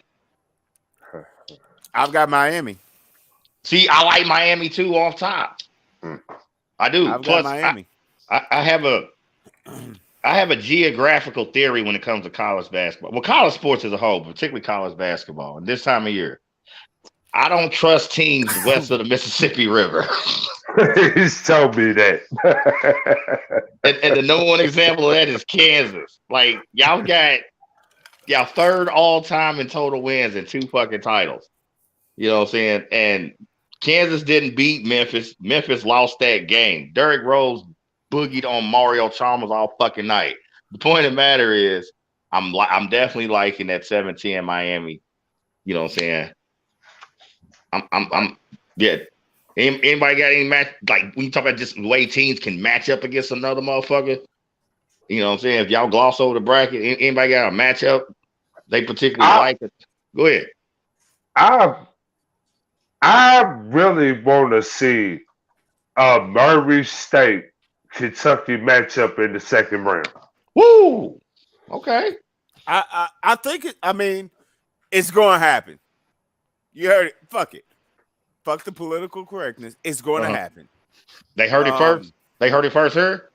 They heard Hey, it yo, first. you ain't got to worry about this. This is Blurred Minds Media. We don't do that PC bullshit. Exactly. Now, Right. Now, as much as I want to see it, I really wanted to see it because if that had happened, I think I would have to take Murray State because he was that kid. Murray State's playing some good ball. They've got some really good players. Once again, and I think I go back to even high school basketball, right? You know, some teams it's just hard to find film on. Right. It's hard to really see them in their element. But even with that, and once again, we all know that it's not that I have love for UK, but I do have respect for their players. And even though it's great for the state, I think it's going to be bad for Murray State. And but yo, who did y'all just lose to? Duke? And I ain't throwing shade. I'm just literally asking. Virginia Tech. Right? They're hot. Yo, I mean, what's Couture had his name? fucking What's our career guy's out. name? Griff that come on here? Yeah, he's wild. He said we had an easy run in this tournament. Have you seen our end of the bracket? Yeah. Wow.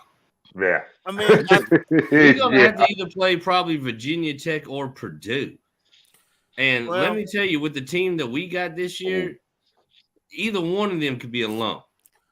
Either one, depending on what team we bring. I think what he was saying is you guys have an easy road to the Sweet 16, which is you got St. Peter's, no contest, and then you're probably going to play Murray State once again, which is an in-state rival. So there'll be more fire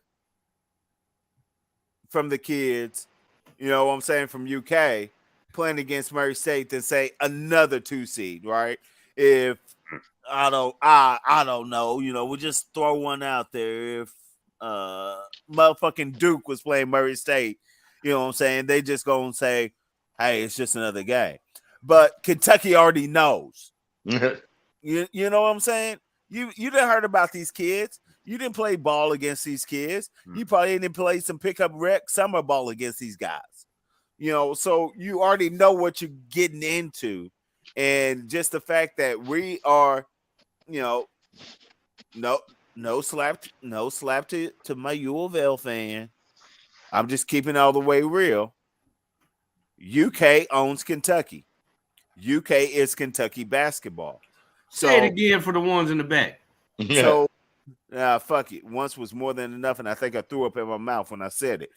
But how a motherfucker born and raised in Kentucky could have so much admiration for a team from North Carolina is disgusting to me. I gets buckets. Real recognizes real, and that's all that needs to be said. I get buckets too. I'm a plumber. I fill up buckets full of gravel all day long. I still represent my motherfucking state. Shit, you a motherfucking lot. The only bucket you getting is a bucket full of cold ones. Getting them 6 at a time, nigga. Yep. Why you gotta speak on the truth though? But what I'm saying is that game against Murray State would be a trap game for most 2 seeds, but the fact that it's UK, it's not going to be a trap game. Don't do it. It's a trap. And you know what counterparty gonna tell them? Be like, hey, motherfuckers, I do not want trash in my yard. You got to get to the next round. Because you know, them motherfuckers in Lexington, we lose to Murray State, they gonna fuck his yard up. They gonna take a page out of West Virginia. Motherfucking Tubby Smith lost in the Elite 8 one year, and they had for sale signs in his yard when he got back home. Yeah, y'all lose to Murray State, it's gonna be a big problem. But so I think that's what Griff was saying is there's an easy road to the Sweet 16. Okay, I didn't hear him. I thought he said we had an easy road out. I was like, are you crazy? We got Virginia. Now once again, and you're right, but here's what people. And here's what a lot of people, I'm going to give y'all a tip. Here's what a lot of people forget when they're filling out their brackets. They might look at a side of the bracket and be like, man, this motherfucker's real heavy. But only one team is going to make it out, right? So, you know, when you're looking at, all right, Baylor's the 1 seed. I think they're overrated, but they're your 1. UNC, even though I despise those motherfuckers, they're playing some good ball. And Baycott is a nightmare. He is a nightmare and a handful. And I really see UNC upsetting Baylor. All right? Y'all heard that? Y'all heard that? You know what? He's putting his order in. Know what I'm saying? Look, but talking about the loaded sides of the bracket, what side do y'all think is the most loaded as you've seen as far as the team, the fight to get to the Final Four? I'm gonna get to that. Let me finish my point. On y'all's side, and then I'm gonna jump to the side that I think has the roughest road. All right. So my bad. Once again, we got Baylor. We're looking at a Baylor UNC matchup. Or I mean a Baylor UNC matchup that can go either way. You got St. Mary's and probably UCLA. I think St. Mary's even wins that game, and they might give UNC or Baylor a problem because of the type of conference they come from. They come from a shooters conference, real soft. It's going to depend on how the referees call it. Mm-hmm. As to if they can take and give UNC and or Baylor an issue in that game. And once again, those are some nice teams. I don't think any of those are some slouches. Right. But once again, you got that. Purdue probably walks through. You might have Purdue or Texas. But Purdue just got their ass beat by a fucking hour. Yeah. You know what I'm saying? There ain't no toughness in Purdue. They're a bunch of shooters. Ain't no toughness in them. Yeah, So, no, you're right. They definitely ain't one of them gritty teams. They finesse. So yeah, the teams look real nice, and they have really nice rankings, and they could be problems. But once again, only one of them's gonna make it out. Mm-hmm. You ain't got to play Baylor and SMU and UNC and no. UK takes and beats Murray State. They probably play Purdue or Texas, and then you'll play UNC or St. Mary's. Dude, And once again, I'm not solid. Whoever wins that run between Texas, Virginia Tech, Purdue, Yale. I mean, I would hope the fuck it'd be Yale, but because it makes it easy. Yeah, but I honestly, the way my team is this year, man, Purdue, like you said, they're not gritty, they're finesse, they're from the arc. But my team has not been able to stop a motherfucker that can shoot the 3 ball from the arc all season. So if Purdue's hot and raining, yeah, if they're hot, but let's talk about y'all's guards. I mean, Grady's got nice size, even though he doesn't play D. Ty likes to try to play D. You got what's your boy? Wheeler. He's a defensive dog. He is a dog. Yeah, he is shut down guard. Hey, right? On 2K, that motherfucker will have Hall of Fame lockdown badges for real. You know what I'm saying? He is. Wheeler, I love him. I mean, I hate UK. Fuck y'all. Yeah, ball is ball. And when you talking about top guards, because everybody know guard plays what dominates the tournament, man. He shuts motherfuckers down. He reminds me of Cliff Hawkins. Ooh, if good we're one. going to throw it to UK players, that's exactly the style of play that he reminds me of. He reminds me more of Gilchrist. You think? Gilchrist, I feel like Gilchrist had a little bit more of an offensive threat than Wheeler does. Right. I think so, but I mean, Wheeler's been able to get some buckets. Cliff Hawkins from half court on in, locking you the fuck down. Yep. Facilitator. But he was never a big scorer. Right. I like that reference. I give Wheeler's offensive game a little bit of a nudge over Hawkins. But I mean, that's a nice comparison. But what I'm saying though is, I mean, put all of that in perspective. We want to talk about y'all's best player. We want to talk about the Beast.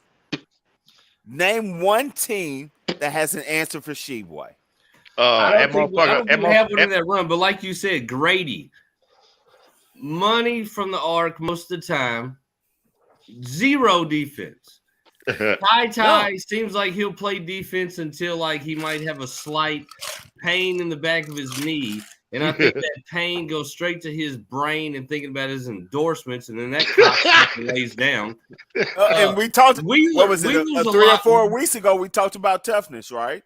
Yeah, Wheeler's a lockdown point guard, absolutely. But like I said, I mean, yeah, Sheedway gives like a Purdue, fits in the paint all game long, and for our 3-point shooters, he's money for them because you're getting second chance shots at a higher percentage than you would with damn near any other center in the game because he's a fucking rebounding monster. But our guards with no defense and the way if Purdue can get hot and drain them threes like they know how to, that's what kept Tennessee if they can in the get game hot the other night. That's what kept Tennessee in the game. We were non-existent offensively. Our defenses lack fucking luster, and Tennessee ran off a fucking barrage of threes on streaks here and there, but every time they would do it, they'd move that needle just enough for us to have to play catch-up, and we could never bring it together offensively to catch up. So what I'm saying is any team that can rain threes on a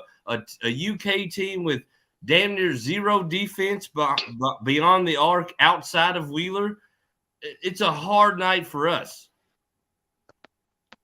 especially if we got to match them 3 for 3. because one of our 3-point shooters for some reason is set on the bench all fucking year. The other one is streaky at best, and we have a coach who does not like to set up half-court fucking offense. You know what I mean? So, like, it's a bad night. If we play a team that's hot at the 3, it's a hard night for us. If we play a team that likes to jack up threes and they're off, it's a great night for us because we have Oscar fucking Sheedway who's going to rip down 15 to 20 rebounds a night. Right. Other than Sheedway, Kevin, what's that big man down there in Kansas? I can't pronounce the fucking I think they called him McCormick. You talking about McCormick? No, is that him? Yeah, McCormick. I thought his name was Who Gives a Fuck. No, my bad. No, I'm just saying. I'm trying to think of anybody that's when you talk about particularly like tournament teams. So you're talking about the top 4 seeds in each region. You know, other than Sheeway, who's really got a dominant post presence? Like, honestly, I'll say this, and I might get a little heat, but I will say it. I mean, I can't speak for every fucking team because I've not seen every fucking team play. But and I know that they seemed to be overrated going in. They didn't do much in the conference, but a solid big, Auburn. Kessler is a solid big. I can't speak for the rest of the fucking team. I can't speak for how far they're going, but Kessler can play ball in the paint. Yes, he can. Right. Okay. All right, Kessler's he's already in the paint. I think UNC, like I said, Baycott is a fucking monster. Yeah, he's a monster. Baycott's a monster, bro. He's a monster. Yeah. He's a problem. Yeah, you're right. I forgot all about that dude. Yeah, once again, though, saying that's the matchup, and then once again, it might throw some salt in the wounds, but UK did fucking just dog walk UNC when they played them. Well, here's the thing about UK. We dog walked UNC when we played them the first time. Yeah. We dog walked fucking Tennessee when we played them the first time. And then we lost 2 in a row to these motherfuckers. So here's my thing. All the way up until March Madness, I don't give a fuck what you motherfuckers think my team's the greatest in the land. When it comes to March Madness, I got to be a little bit more realistic. And when it comes to March, I'm looking at my team. I'm like, we got athletes, we got skill and talent and potential, but man, I mean, here's my thing. I feel like we play with our competition so tightly that our run, oh my God, man, it's I can't say it's iffy. Like I said, Purdue on a hot night will give us fucking fits. Us on a hot night will beat the dog piss out of Purdue. But we are a hot night team, and I can't guarantee hot nights. I get that. So, all right, I'm gonna answer your original question because I kind of played you to the side, and I'll go ahead and save all that bullshit because I know it's coming. All right. But to answer your question, I really think the strongest overall breakdown is in the West. Now, I'm gonna tell you why. Once again, like I said, only one can make it out. Right. But this is gonna be some cannibalistic dog eat dog crapshoot on who comes out of the West. It's gonna get ugly. I'm looking at it now. That's all right. You got Gonzaga, who's the #1 overall seed. I think they're overrated because once again, you don't play anyone. It's the same thing as when Wichita State was the #1 overall seed because they were undefeated. You don't play anyone, and the motherfucking Shockers got shocked. You know what I'm saying? What was it? You don't play anybody. Commonwealth. All right. But, all right, you got Gonzaga. Okay. You got Memphis with Penny Hardaway. He's got them boys playing some good ball. Yeah. They got blasted today, though.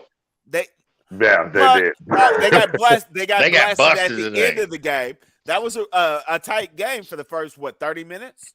There's no way we watched the same game, bro. There's no way. Are you sure? I'm What's the positive. halftime score? I'll watch. They were down it. by like at least 10 by halftime. No, they weren't. You sure?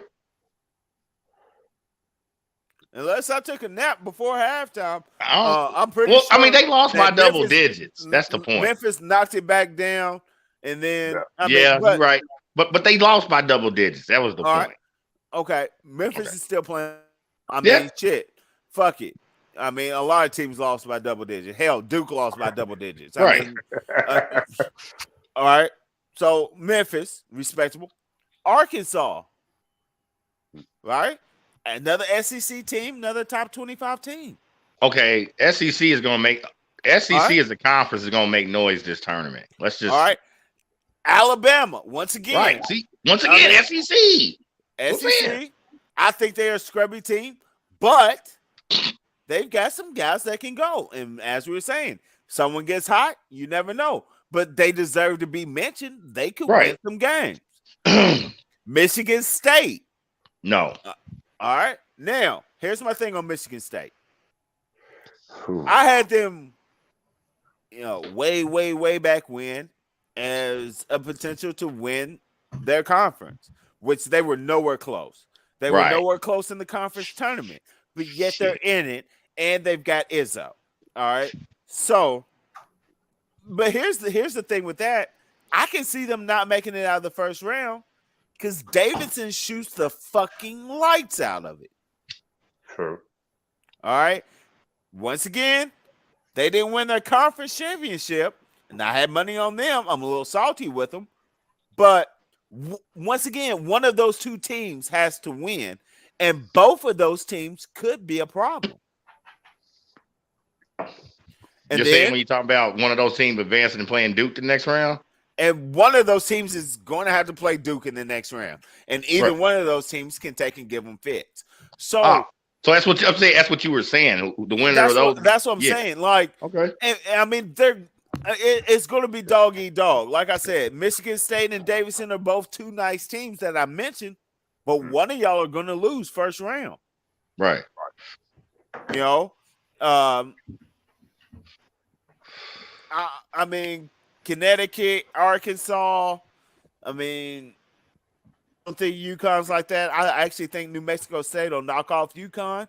But, I mean, only one team can advance. But overall strength of competition, I think that's the best, man. I think the West got it on lock.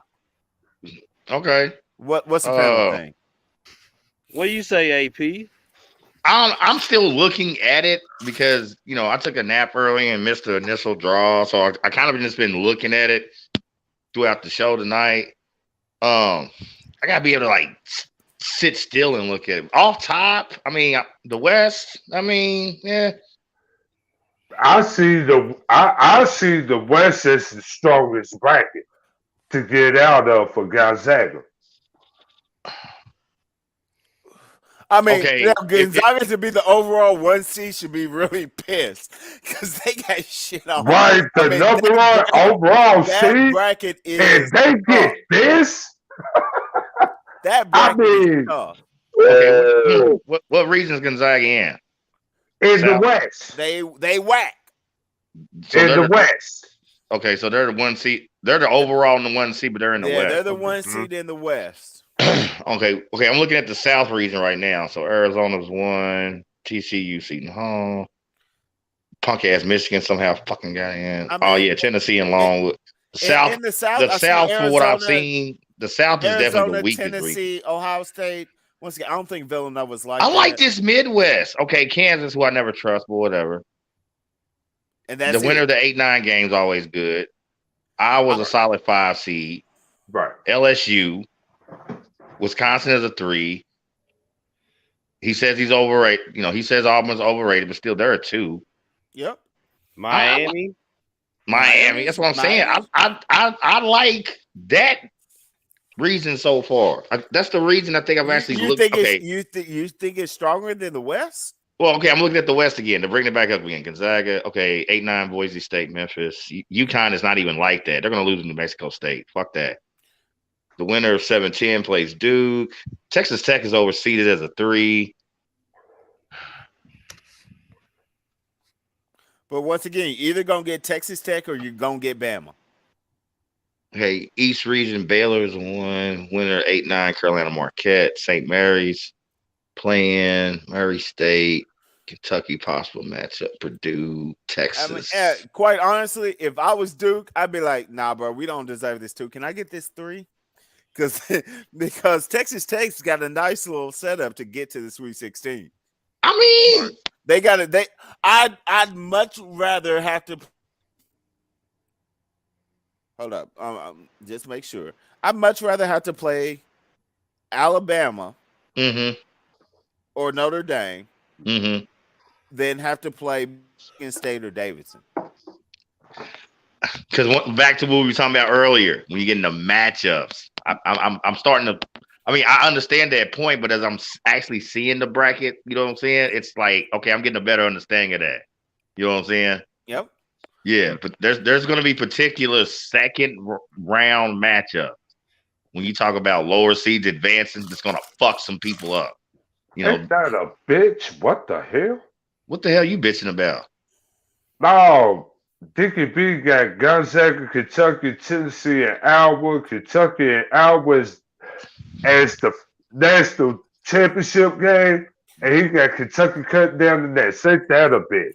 Man, nobody go. Hey, you know Dickie B, you like some diaper daddies, baby. Man, He's still on his meds. Don't listen to him. He's still on his meds, man. Right. Dickie V fell and hit his head. Right. Oh, really? Okay. Hey, once again, I love the love for my squad. They knocked off Dickie Purdue V pretty hit his head on handily that today. Iowa needs a little love. But yeah, because they had. I watched that them in Illinois today. I mean, Iowa handled their business today. I don't think Illinois is like that personally. But I honestly think that's the second toughest side of the bracket is the Midwest. Yeah, I might give them second. I think it goes West, Midwest, South, East. I think from what I've seen, I think I give the East a little more credit than the South. I mean, there's a couple of matchup problems for Tennessee. Dude, this Midwest region, I mean, no, LSU, I don't know. I'm kind of with J-Wall on that. I mean, from what I've seen of the bracket up to now, but I got to watch them keep scrolling it. Kansas, Iowa, Providence, LSU. LSU just lost their coach. Miami, Auburn. Yeah, exactly. I'm with J-Wall, man. Here's my thing. Here's my talking about initially looking at the bracket. Yeah. That's a nice draw. That whole side of that bracket, that's some matchup. That's man. I mean, I like Iowa, and they're doing good things. They're playing some good ball. They're playing some good ball right now. But once again, only one team can advance. So Iowa would have to play Kansas. Ooh. And I don't think they have an answer for OG. I think they do. That's who I was talking about. The guys I think they do. Ojabazi or whatever. Yeah, he's all right. But they got an answer for him. Albert got that dude Keegan Murray. He's a bad boy. He's a bad boy. He's bad. He's a bad boy. Now I seen him today. I'm like, this kid is not. Yeah, he's nice. He is nice. Here's my thing with Kansas, and here's the sleeper on Kansas that a lot of people might not be paying attention to, which is Remy Martin missed a serious stretch of games. Okay. And every game he plays, he's getting back to his old form. And that old Bruno Mars looking ass motherfucker is a bucket. Did you say his name is Remy Martin? Yeah, his name is Remy Martin. Remy Ma. This motherfucker's parents was some cold drinkers. They were some cold drinkers. Ma. Right? But what I'm saying, and when he first came back, Kansas struggled when he first came back. Does Remy Martin have the greatest name in college basketball right now? Yes. Yeah. No, I can top one. That guy, I think it's for Carolina. Leaky Black. yeah. That's my guy. If his basketball career gets cut short, he's definitely got a motherfucking rapper name. Oh, Right. yeah. It's Crunchy Black's little brother. But yeah. But for real, like, as soon as I find out that nigga's name, I'm like, oh, I gotta run with him. Like Leaky Black. Yeah, Right. that sounds like a guy that got some good weed. He's always got a job in the hood, bro. Right. I'm just saying. I'm just saying. We talk about Remy Martin and Leaky Black. Like They gonna be at the corner liquor store, bro. But I'm saying Leaky Black. And plus, he's a dark brother too, because you can't be named Leaky Black and be some high yellow motherfucker. That shit don't work. Right. You know No, it don't work. Nobody hell no. Hey, yo, if that cat was high yelling, nobody would even recruit his ass. Right. Hell no. No, you can't recruit a light skinned brother named Leaky Black. That shit Like, don't. come back with your name. Right. They be like, come with a back with real your name's name. Leaky Beige. Right. I'm thinking about the racist piece of shit cop that pulls him over, and when he sees his ID, like, I know your mama didn't name you that, boy.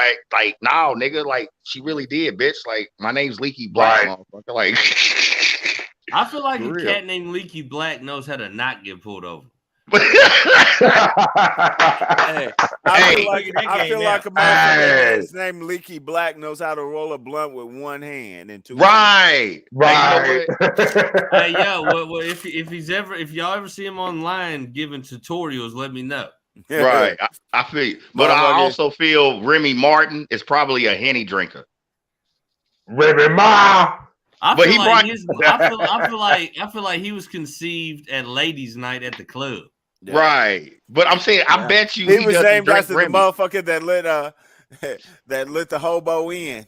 Yeah, right? I don't remember that nigga's name, but the last thing I remember is Remy Martin. It was their fault. Right. I don't remember your daddy's name, but I remember what drinks he was bringing me. Exactly. Yeah. Hey, let's not act brand new. There's a lot of motherfuckers that are running out there with the name EJ because of that same damn reason. Yeah, but we are talking about legal names. Like, that's really your name, motherfucker. Like, for real. But something tells me Remy Martin is not he's probably a Henny man. There's no way he drinks the shit he's named after. Like, I think that would fuck with him too much. That motherfucker's light skinned, That motherfucker's drinking Ciroc. But yeah, I already shout told out you that nigga look like Bruno Mars. I know our producer was on the run today, but if that motherfucker could find a picture of Remy Martin and Bruno Mars and slide them motherfuckers up side by side, somebody got some damn explaining to do. Bruno Mars' long lost twin. Wow. What if it was like the Chappelle Show talking about Prince being good at basketball? What if fucking Bruno Mars really is Remy Martin? Oh shit! That would be that pink background. That motherfucker might be it. Is there ever a picture? The one over to the left of your cursor, that pink motherfucker where he got that hat on. Oh, it's right here. Yeah. No, the pink motherfucker. No, this is the part of the show I love. Oh my God! With the pink background, just bring that up in freeze frame. He sat over and look. Matter of fact, he sat over. Right, black hat. My God! Move your cursor one to the left. Oh, yeah, that is fucking hilarious. Right? You see that? Freeze that in your mind. Now bring up a picture of Remy Martin. Bring up Remy Martin. Oh my God! Oh, for real, bro. That's crazy. And plus, that nigga got that good hair with that motherfucking soul glow. Oh, there it is. Do it, J Wall. Blow that bitch up. Do it. Bruh. He's sitting over.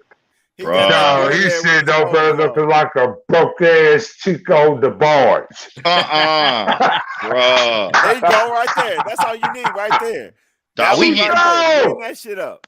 Look Bro, at you go. Bro, we are getting petty on Shop Talk tonight. Damn. No. Petty is his mama that fucked both of their daddies and didn't tell them they was brothers. See, that's damn, bro, man. Wow. That's the look he gave his, hey, yo. That's the look he gave his mama when he realized he was named after some cheap ass liquor. Right. He said, Mama, no! Bring up my man Leaky. Hey, J Wall, bring up my man Leaky Black one time though. Hey, for real. You didn't see Grant Hill's mama naming him Heaven, motherfucker, man. True. Hey, oh, damn. He mic dropped on us, bro. Damn. There he is. That's my guy, Leaky Black. Oh, Leaky Black. That's my dude. That's the greatest name in college basketball right now. You can't beat that. Leaky Black. You see that pic right there scratching his head? Yup. He's like, I wonder which one of these painted ass white bitches I'm gonna fuck tonight. Oh my God. Oh my God. Oh man. Hey, they going in tonight. They going in. TVMA. Hit yourself again with it, J Wall. You gotta do it. Look behind him. Everywhere behind him is a bunch of painted white bitches. J Wall, TVMA, bro. Hit yourself with another one, bro. Hit it with one. Do it. Do it. The following program is rated TVMA. Viewer discretion is advised. He said, Right.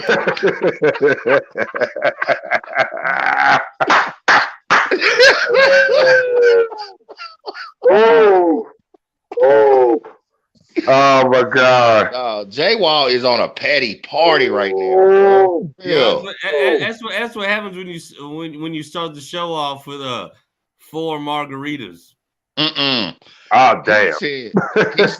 He said, see that picture of him scratching his head? This is what he's thinking. And bro, yeah, I'm like, yeah, it's TVMA. Right. The interracial taboo on her too. You sit there scratching his head like, which one of these bitches look like they cook good breakfast? Right. Like, or which one of you bitches are BBC friendly? For real. But that was a good one. Now, we're not saying you're wrong as far as his thoughts in this pit. You know what I'm saying? It's just like, yeah, on air. Go on, get yourself another TVMA. And, we keep it moving. You know what I'm saying? My fault, Doc. Man, hey, I had to pull out the charger, Doc, because we ran a little longer tonight. That's all right. My laptop was trying to lose charge. What I missed? I heard something about a TVMA. What just happened? Bruh. Okay. Fucking J Wall, man.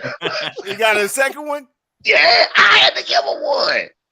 I had to give him one. What you do, cuz? I'll show you real quick. Hold on. We got this picture right here. And I told him, I said, he's thinking, right? He scratches his head like, which one of these painted face white bitches behind me gonna suck his dick tonight? Yeah, go ahead. See? And now that you repeat it, you gotta do it again.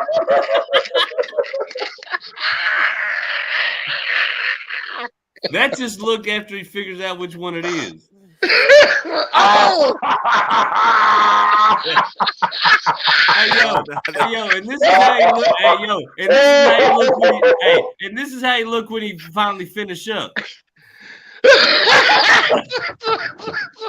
He like, thank you, Becky. Thank you. Becky with the good hand. I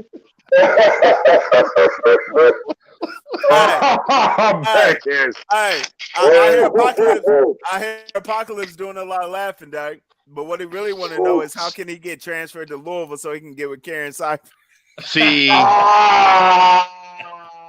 there you go. There you go. Man. I heard Louisville basketball get the best hoe. Oh Lord, the ugly hoes. Yeah, they might do anything. Man, what the? Here we go. See, I'm trying to look at the bracket. Only Tom Brady could ruin bracket day with his fucking bullshit. Man, Hey, you know what, guys? Bruh. I had a star-studded lineup. I wanted to talk about the MLB. They bad. Right. I wanted to talk about fuck Tom Brady because he's bad. and I ain't even gonna lie, dog. When I heard him announce his unretirement, you know what? I got really excited because our memorabilia line just got respirated. Right. CPR. Exactly. It cost motherfucking EKG because that means we got a whole nother year that we can sell these fuck Tom Brady shirts. That's right. Thank you, Tom. Thank you, Tom, for putting money back in our pockets. Appreciate Motherfucker. Dang. I wanted to talk about all that shit, but once again, the NCAA shit, dang, was tough, man. We had to go in on that. Mm-hmm. So hey, you know what? We already in. Go ahead. No, my man. I was gonna say before we wrap, why don't we do a round robin real quick? Get you to give your predictions. Not a round robin per se. Give your predictions, and if anybody on the panel got a rebuttal, please do so. But why don't we just run down this first round of the bracket real quick? Well, sure. Just run them down real quick. You know what I mean? Like I said, E, you just do your thing. Let us know what you think. KD, Chris, if anybody's got a rebuttal to a win, please say so. But if not, we'll just keep it running. Let's just go through this first round. Let's roll them. Let's roll them dice to wrap it up. All right. Hey, everybody, get your pencils. Actually, fuck that shit. Get your pens. No, fuck that shit. Get your Sharpies. Put this shit down. Have my Sharpie. Permanent fucking marker. We gonna start with the West. Gonzaga, Georgia State. Gonzaga all day. Okay. Boise State, Memphis. I got Memphis. That's an 8-9 game. Ugh. I got Connecticut. Go ahead. What you got, KD? I had Boise State in that one. I mean, if Boise State, you know how they like to cheat in football and paint their field blue.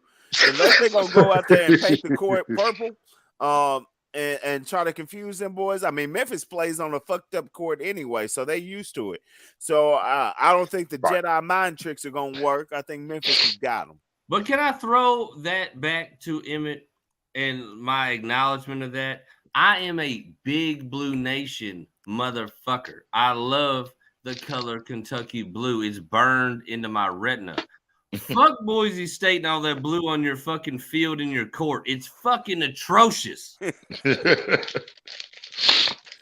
That shit is ugly as fuck. That's just a game changer. That's when you can't get any dubs, so you'll pull out any means necessary. Yeah. Then with the blue and Vandy with your fucked up ass grandfathered in court structure. They shit is fucked up, Doug. The worst sideline in all of basketball. Yo, Lord. Vandy will get in the tournament based off of how many teams have never played in their fucked up fucking goddamn Coliseum. It's the most dog shit game of the you ain't got to year. worry about it. You ain't never seen. You ain't gonna see them play there. Okay. No, UConn and New Mexico State. Here you go. Here's the upset. Here's my first 12-5. I'm taking New Mexico State. I've been looking at that one. I'm with you. No, I'm with it. Yeah, definitely. That's one like 12-5. That's the first. That's the matchup I've liked. That's my first one. All right, Arkansas, Vermont. Okay. Who the fuck's in Vermont? I'm giving that one to Arkansas. Alabama against either Rutgers or Notre Dame. So that's what? That's a 6-11. That's a 6-11 game. Yeah. I like Notre Dame in that game. Ooh, really? I like Notre Dame in that game. I will have. It's only 1 point on that. I don't think Alabama's strong enough for a locked and loaded Notre Dame. I like Rutgers. It's only a 1 point game. You know what I'm saying? In the first round of the tourney. But I like Notre Dame winning that game. So okay. I like Rutgers. Hey, my man KD like Rutgers. So either way, we got the 11 seed beating the 6. Moving on. Texas Tech against Montana State. Tech all day. Michigan State and Davidson. Now, that's matchup. That's actually pretty good one. Is this the match? Yeah, we can talk about matchups. It's one of those games. Now, a lot of motherfuckers say Davidson needs to go back and get Steph if they want a chance in this game. But I hope he got a little cousin. But guess what? Michigan State would have to go back and get Mateen Cleaves to have an answer for him. So 7-10 game. Do it. I'm gonna take Davidson in this. Yeah. I honestly think the only wavering factor I'm going with Michigan State. Probably Tom Izzo. Yeah, but you know what? You can't. State. You know what? Look, I agree with that. And I should throw some respect to Izzo because one of the greatest. He's X's and O's. But there's only so much you can do with 14 white guys that are out there shooting the motherfucking rock. Man, motherfucker look like a basketball game in one of my family reunions. Hey,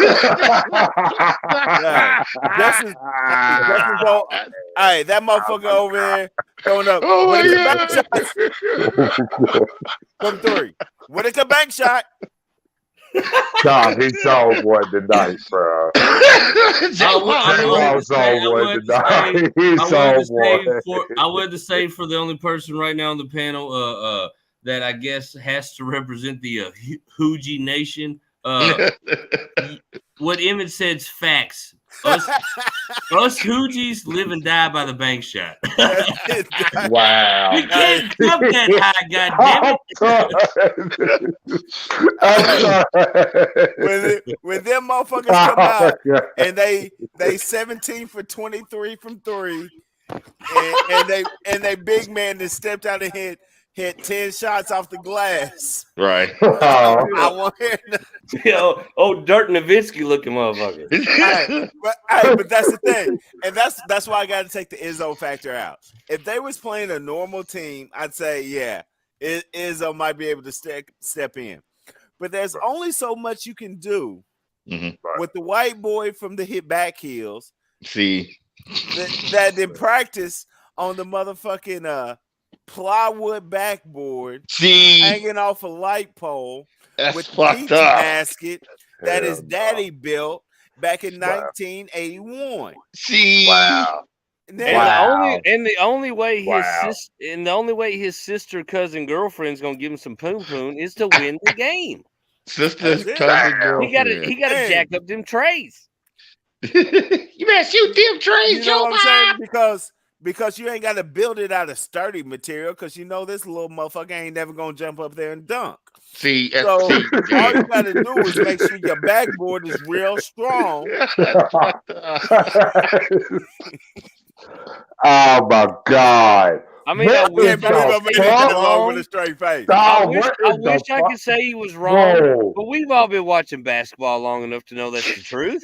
Right, that's why it's funny. We know it's the truth, but that's why it's funny because it's the truth. That's what makes it real.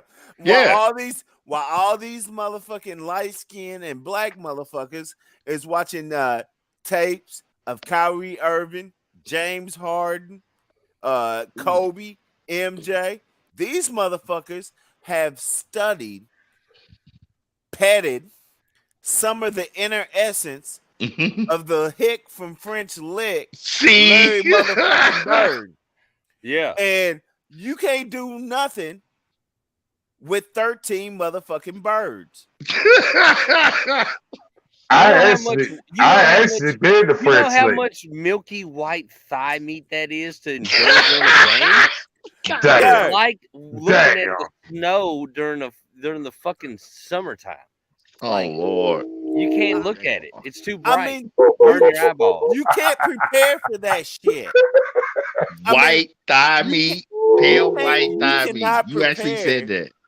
Dude, you know what I'm saying? I'm gonna put it on wax right now. Larry Bird, Pistol Pete, fucking John Stockton, The only way they were great was white thigh meat. He's fucked up. I You give can't them some stand him. basketball shorts Oh to the my knee. god. You give them some Jordan. You give them some Jordan Oh basketball my shorts god. all the way down No, to the it's knee. a Them fucking motherfuckers dick. ain't winning a game. It's a white thigh meat, though. White thigh White meat thigh is the thigh meat. greatest meat, Doug. defense there's ever been in the NBA. Hey, hey, Oh my god. Doug. Hey, and I guess KD. KD, I know you a hooper, dog. I know Yeah, you what a up? hooper. J-Wall. Hey, listen, there ain't no defense from when a motherfucker come down the court and go to cross you over, and his left testicle is hanging out of his damn basketball shorts. Oh damn. You know? Oh my god. There ain't no defense for that, bro. Ain't no X's and O's. It Ain't really no ain't. His It really motherfucking ain't. left Milky white testicle thigh is meat. staring at me. First, the milky white thigh meat throws you off your game Right. from the right leg, and then Right. he crosses you over, and you see a hairy white nut pop out the bottom. Oh my Motherfucker god. scoring at will.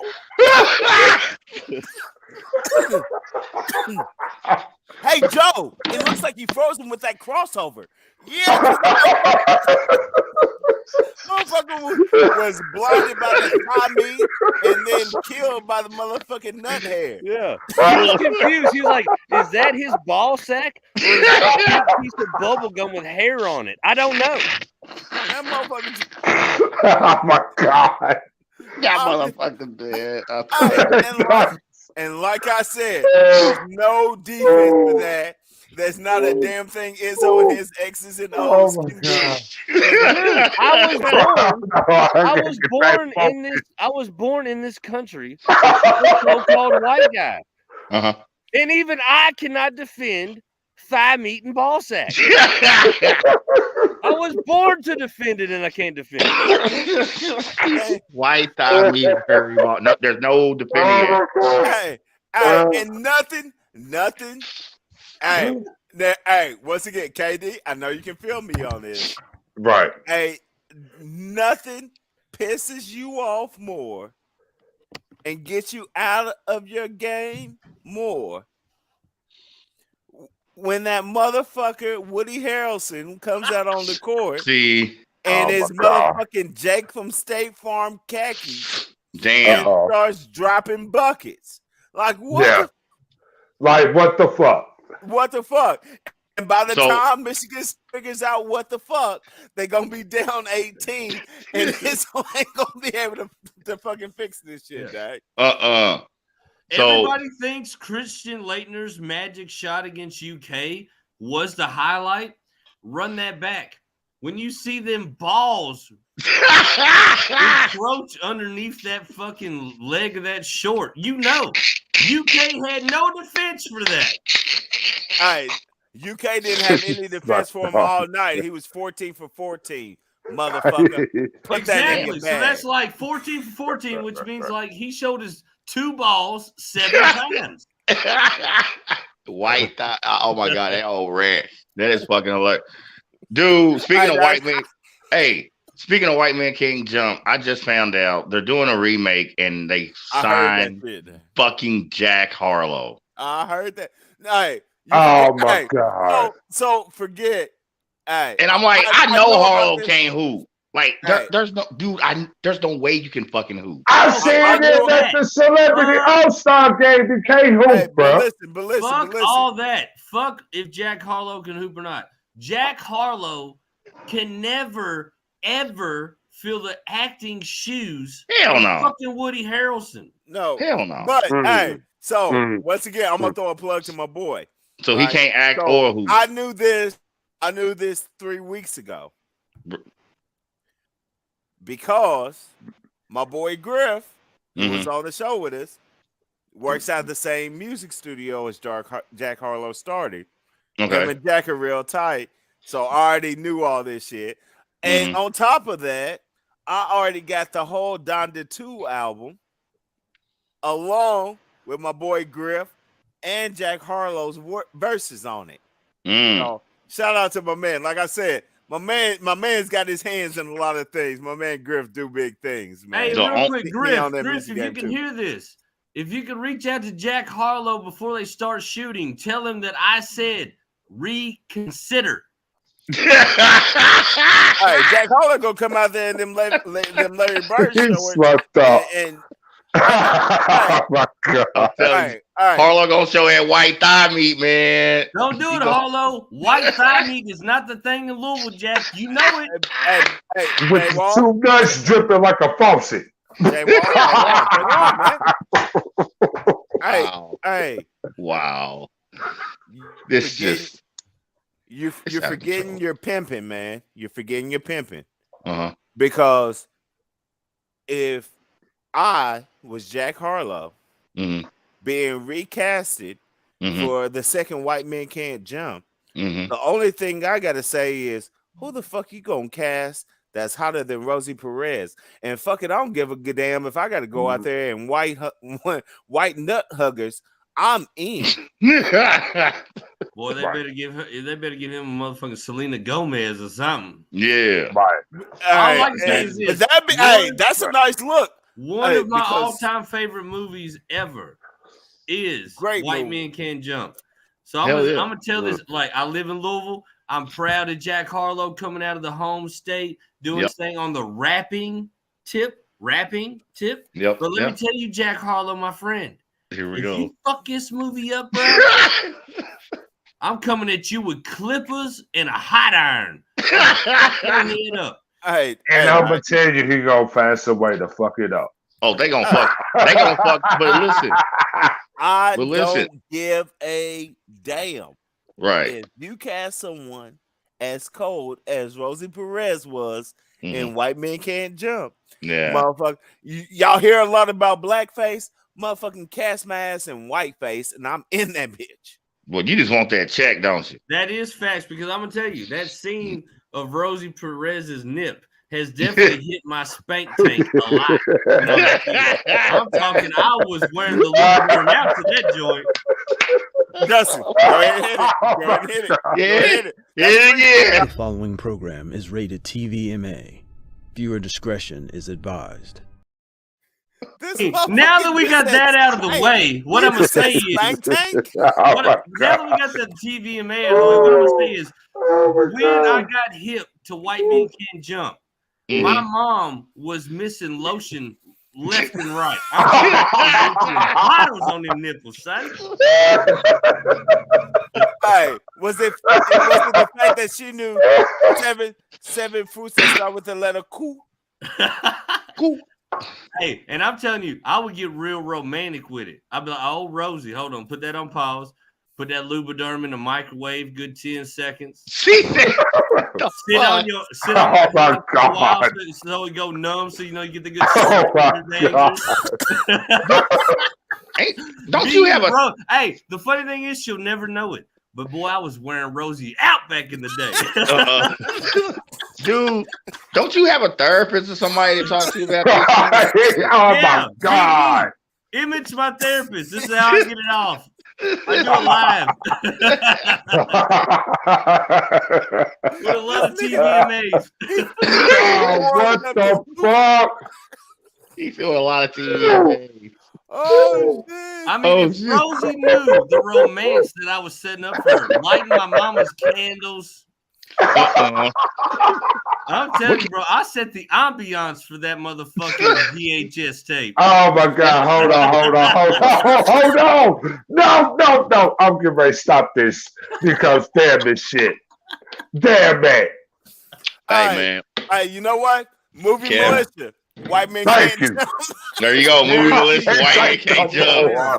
That should I be your ain't next. stopping. I can't take no more.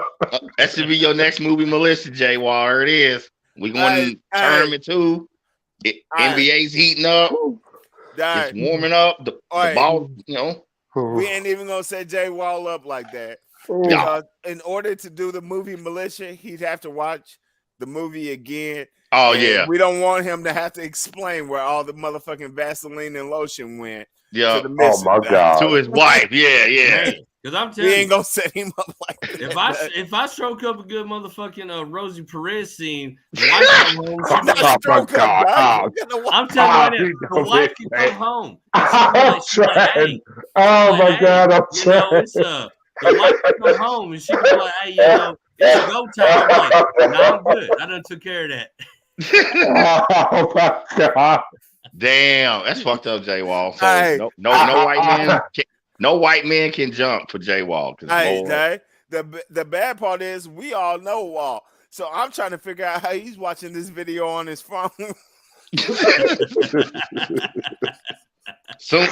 As soon as we go off the air tonight. Oh my God. As soon as he go off the air tonight. We go off there and I'm a crew to the bedroom. Make sure the wife is sleeping. And she wake up, all she's gonna hear is, "Oh, Rosie."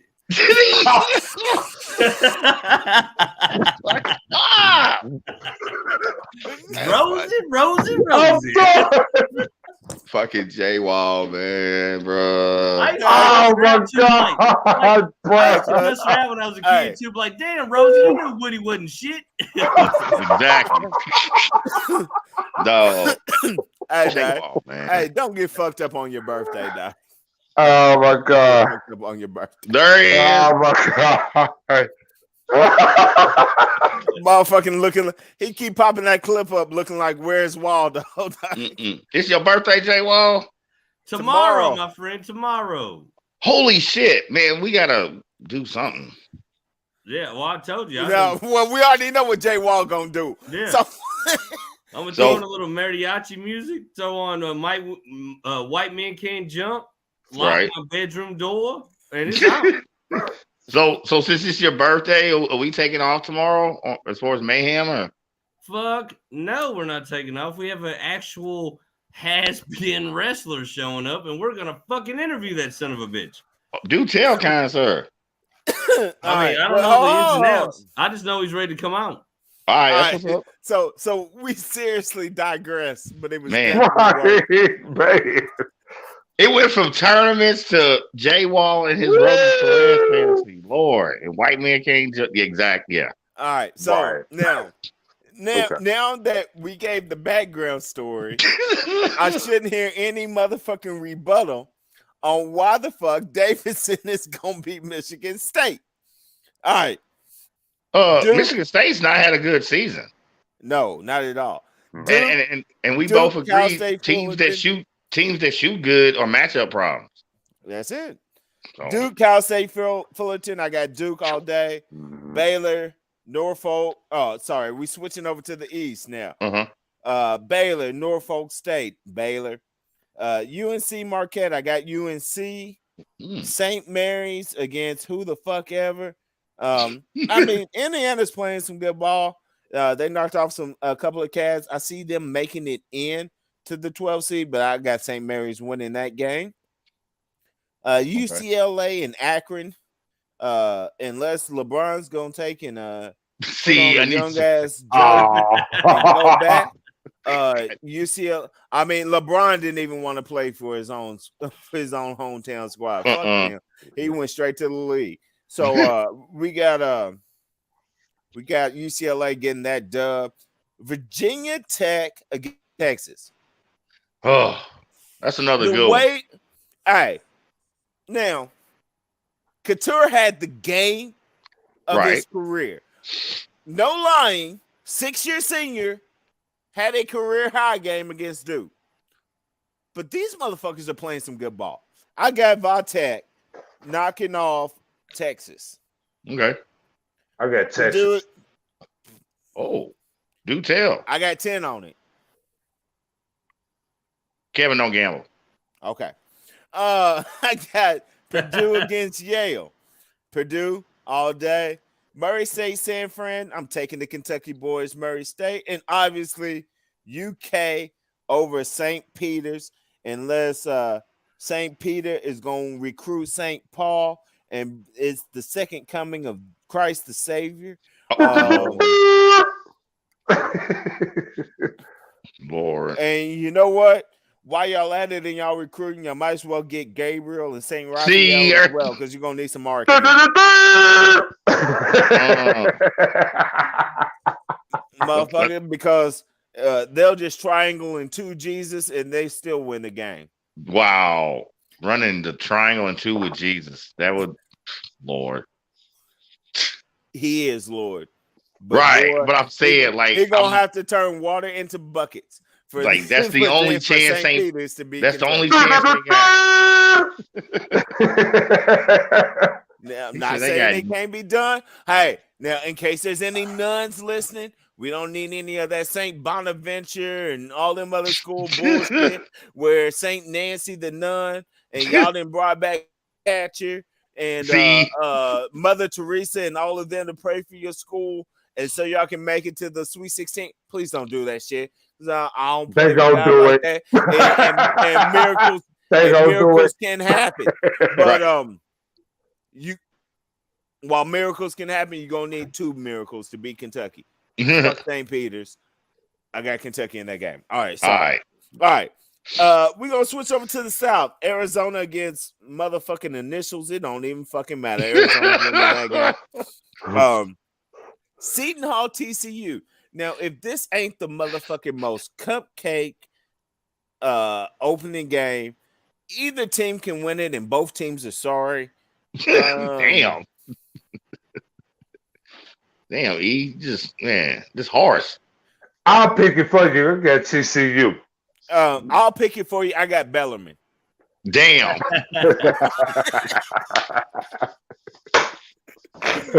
Motherfucker, this is like the presidential election. I mean, if you put the game out there, I'm gonna pick it for you. TCU. Hey, I'm gonna put in my write-in vote, Bellarmine. Mail-in ballot. It's motherfucker with the mail-in ballot. He said Bellarmine. All right. I'm gonna run with my homie KD. I'm taking TCU in that game. Houston against UAB. Hey, Houston played some good ball. I got Houston in that one.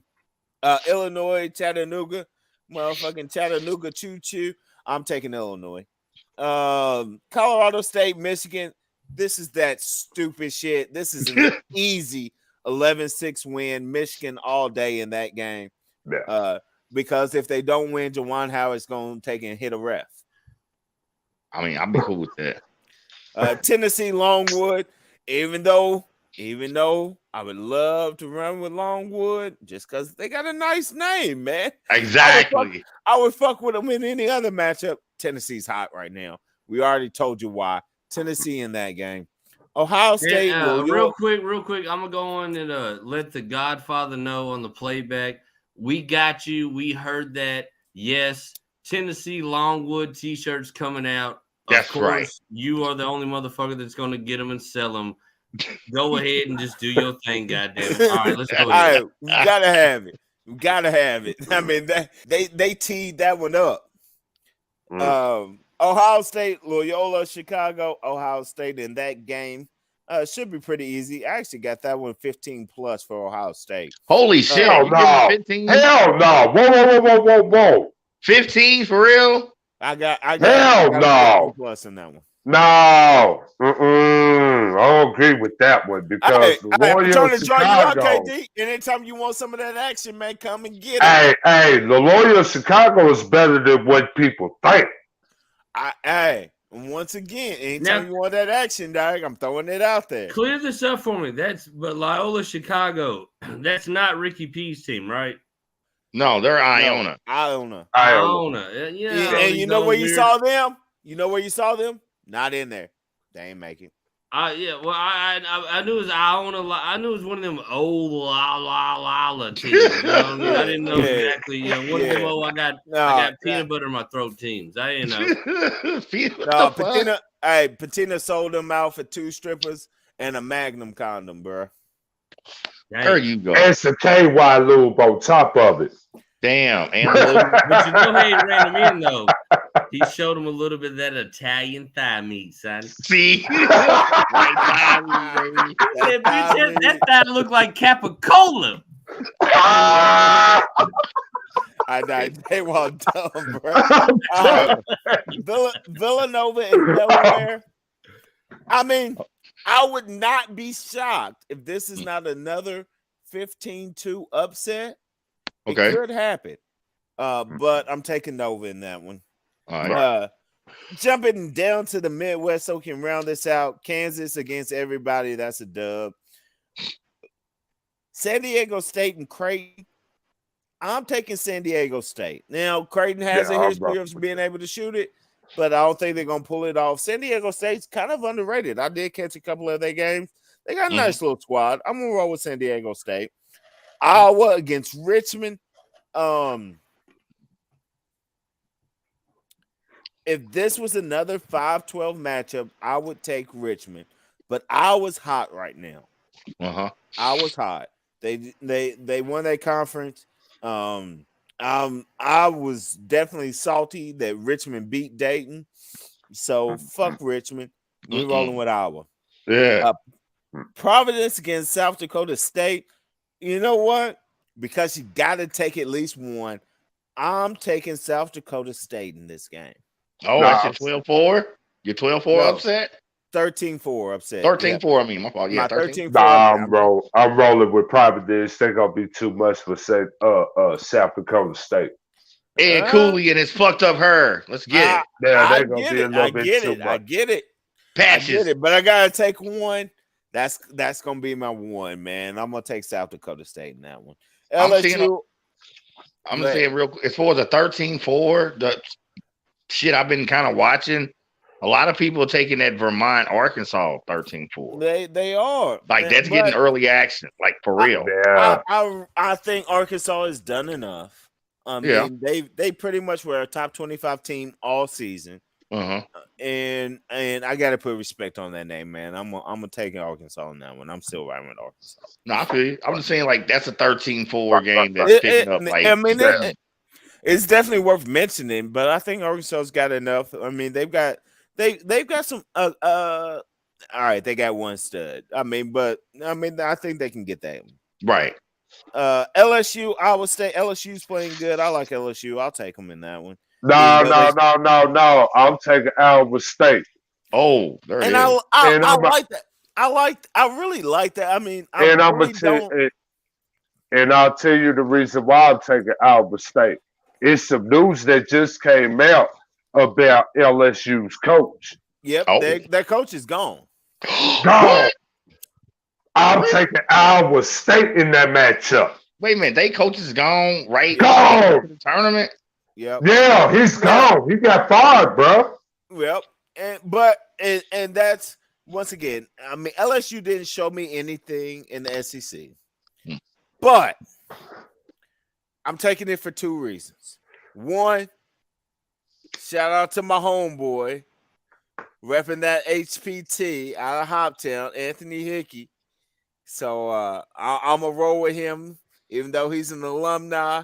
I'm gonna run with his squad and give him some play.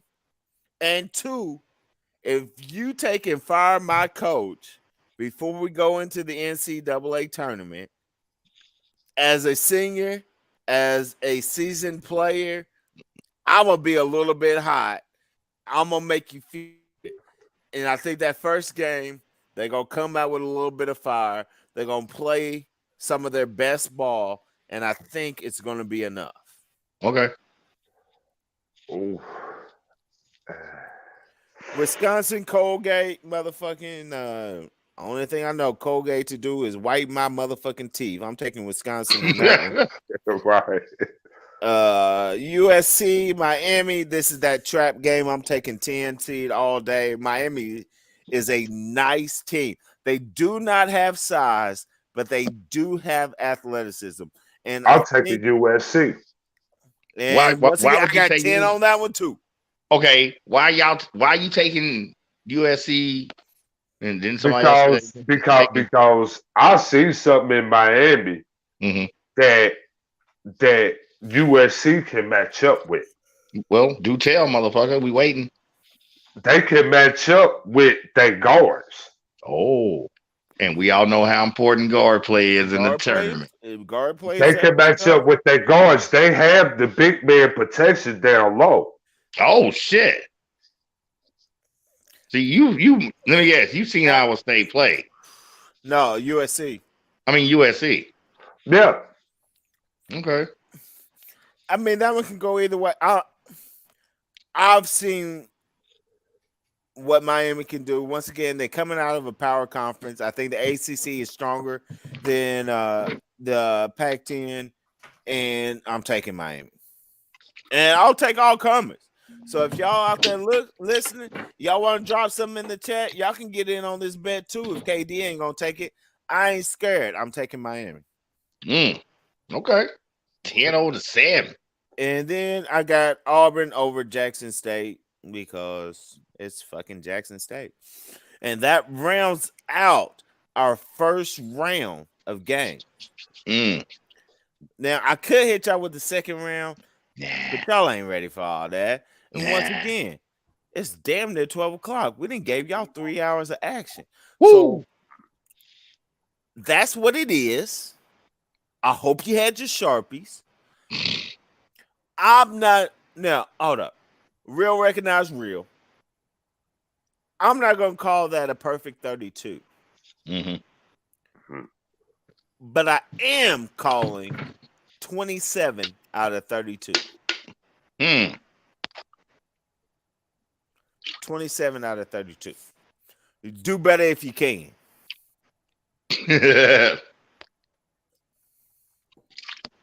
Do better if you can. He's talking big shit tonight, y'all. He's talking big shit. J-Wall's on a tear. This is a hell of a show, man. J-Wall came in dropping bombs. Hey. Now, all right. Whoa, Yo. I didn't hear a lot of. I mean, I heard Chris's take. I heard KD's take on a lot of those picks, man. Respect his judgment, man. And once again, he called out some close games that could go either way. But I didn't hear shit from Jay Wall. You over there watching White Men Can't Jump, ain't you? I did go ahead and drum it up on the Netflix. But the truth of the matter is, like, do you have your scene queued up and ready to go? Oh my God! No! These predictions. Oh my God! I don't see on these predictions where I vary too much at all. I honestly think that Colorado State might be more of an issue for Michigan than we think, but I'm personally still going to put Michigan going ahead in my bracket. I just think that Colorado State could pull that out.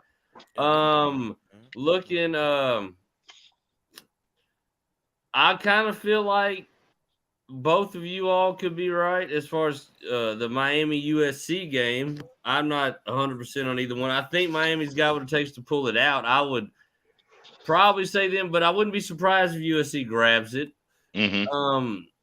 Other than that, where did y'all have LSU and Iowa State? You have LSU beating Iowa State? I had LSU. I had Iowa State. All right, well, KD, you're tripping. So I'm tripping. Whoa. Hold on, I'm tripping. But yeah, I mean, honestly, first round to me is kind of like, you know, you ought to kind of really know who's going to the next round. Now, every round after that, I think is pretty fucking dicey for a couple of different elements. But yeah. I'm not mad at most of them. Like I said, I mean, I'm still putting Michigan advancing, but I think Colorado State could actually bump them. I think they got what it takes. As much as I would fucking love to see Longwood slap Tennessee, I don't see Longwood. That. So, yeah, other than Colorado State, and like I said, I'm still going to put Michigan in my bracket. I could be wrong, but the only other one I feel like I'm not 100% is the Colorado State Michigan game. And probably Miami USC. Yeah. Other than that, I'm pretty dead set on your picks. I mean, I feel like that's exactly how I'm gonna fill my bracket out. Right. Yeah. I mean, I think they pretty legit, man. KD might have something to say with it next week, man. We're gonna see what's up, man.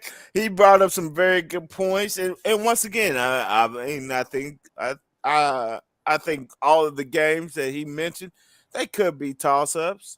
I'm confident in what I've seen and how the matchups are going to line out. But, you know, you heard some very good takes. Go and do your research. Can I throw out a hypothetical win-loss bet just because I just seen it on the YouTube scroll? Has nothing to do with college basketball, but since we are talking sports, one team wins, one team loses. What do y'all think about Kanye West versus DL Hughley? What? Anybody? I mean, what Kanye they doing? West Shaking says, dice? Kanye West says, "I can afford to hurt you." To DL Please tell me Hughley. this is celebrity that to me boxing. sounds like Celebrity sounds boxing? like a physical confrontation. Yeah, please tell me this is celebrity boxing. No, this is like some kind of weirdo social media beef, and I honestly don't give two fiddlers fucks about either one of them. But since they do have beef, and we're on a sports show talking about one team wins, one team loses. Who's Team West? Who's Team Hughley? I'll start. I think in a good fisticuff, DL Hughley drags Kanye West. But I'm with you on that. Okay, All so right. me and Apocalypse. We got anybody two. else? Where you got, KD? He dropped. All right, so we're He just dropped. gonna go with a general consensus. No. Hold up. Let me tell you my All right, point. my bad. And KD's back. My bad. All right. I'm taking Kanye Oh, okay, my bad. just because he a little pissed that Kim is out here fucking with Tory Lanez. He got some pent up aggression. He got some white men can't jump aggression that he need to get out. I thought she was fucking that white boy Pete Davidson motherfucker. Even worse. I mean, it's Kim K. I mean, I don't know. And honestly, if you go from one of the most prolific producers of our day to a guy that only became famous because of SNL and never been able to leave SNL because he can't leave it because he won't be famous anymore. Yeah, if I was Kanye and that dude took my chick, I'd be pissed too. I'm like, right. I think you were only on SNL and not even funny on that. Right. Damn. Right. I'd be pissed too because, like I said, when it comes to talent level, Kanye West. I mean, can we ask for one of the most in the past 20 years, one of the most prolific hip hop producers ever? Absolutely not. He no matter how crazy he is, no matter what political hat that goofy fucker decides to put on, he's a impeccable music producer, one of the greatest that ever done it in the hip hop genre. Now you go to Pete Davidson on SNL. On SNL. Yeah, that sounds like that's not an upgrade. You know, so if I was Kanye, I'd be like, bitch, if you're gonna leave me, at least leave me for somebody with some clout. Right. Like Pete Davidson. Damn. Motherfuckers are getting dunked on. You know what I'm saying? Leave me for Drake. Leave me for the baby. Leave me for Roddy Rich. Leave me for Kendrick Lamar. You leave me for Pete fucking Davidson? Pete Davidson. Dang. So she basically told the whole world that means that all the money don't mean shit when your stroke ain't right. Right. Oh shit. But I didn't know that's what he was famous for. He's on SNL. And that is literally it. And you said he's not even funny on SNL. No, I'll take the back. He's in a couple movies, not a lot, like maybe 2 or 3. Mm-hmm. And he's done one stand-up special that I've seen.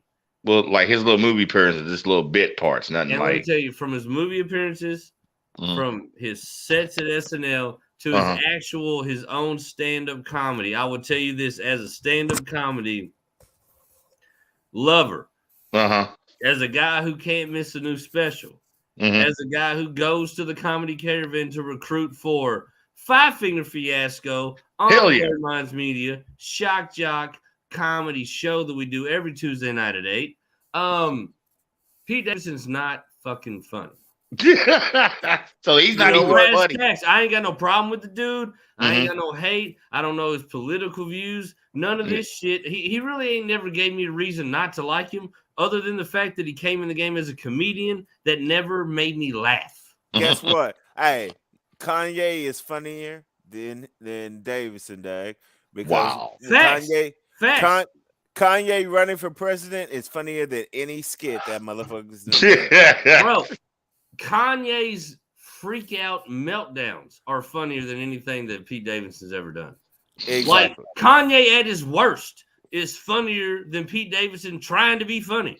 Damn. I mean, and here's my thing. I'm not a hater of Pete Davidson. I mean, shit. Here's my thing. You're a low-level SNL comic who's not funny, and you bad Kim K. Honestly, my hat's off to you, bro. Like, Yeah. you did your thing. But There's a level of envy almost. Hey, Kanye Kanye talking music- bad to Taylor Swift was funnier than Pete Davidson. Yeah. But that shit really was funny though, because But it is Exactly. funny because when you think of Kanye, one of the greatest producers to ever live. When you think of fucking Pete Davidson, not even hitting top 50 funny comedians. That's gotta I thought it was burn Harley Davidson's Kanye's son, ass. bro. You know, It that's gotta does. burn Kanye's ass. He's like, bitch, I had to be the greatest producer in the world to get Right. in your coin purse. This motherfucker don't even get a laugh. And he's Right. smashing. What the fuck happened? exactly. That's Hey, crazy. guy. Hey, you know what? Some shit like that. If that motherfucking Kanye didn't already lose his nigga card, he lost it off of that day. Yeah. Man, he just got it ripped off. Only Man. thing I can think of is Pete Davidson's dick looks like my left arm. See, that's fucked up. Now, if that's the case, I can see exactly why he's in there pounding cheeks. Right. Wow. Because trust How me, we even get to that point though? It ain't like that motherfucker just walked in the bar and whipped it out. Dog. I mean, Maybe he did. well, you know, if you thought you had a chance at Kim K and you were either a not funny comedian or a horse hung dick slinger, I think I'd pull the dick out. Because Lord knows he didn't bag her with a joke. he had to get straight to the punchline.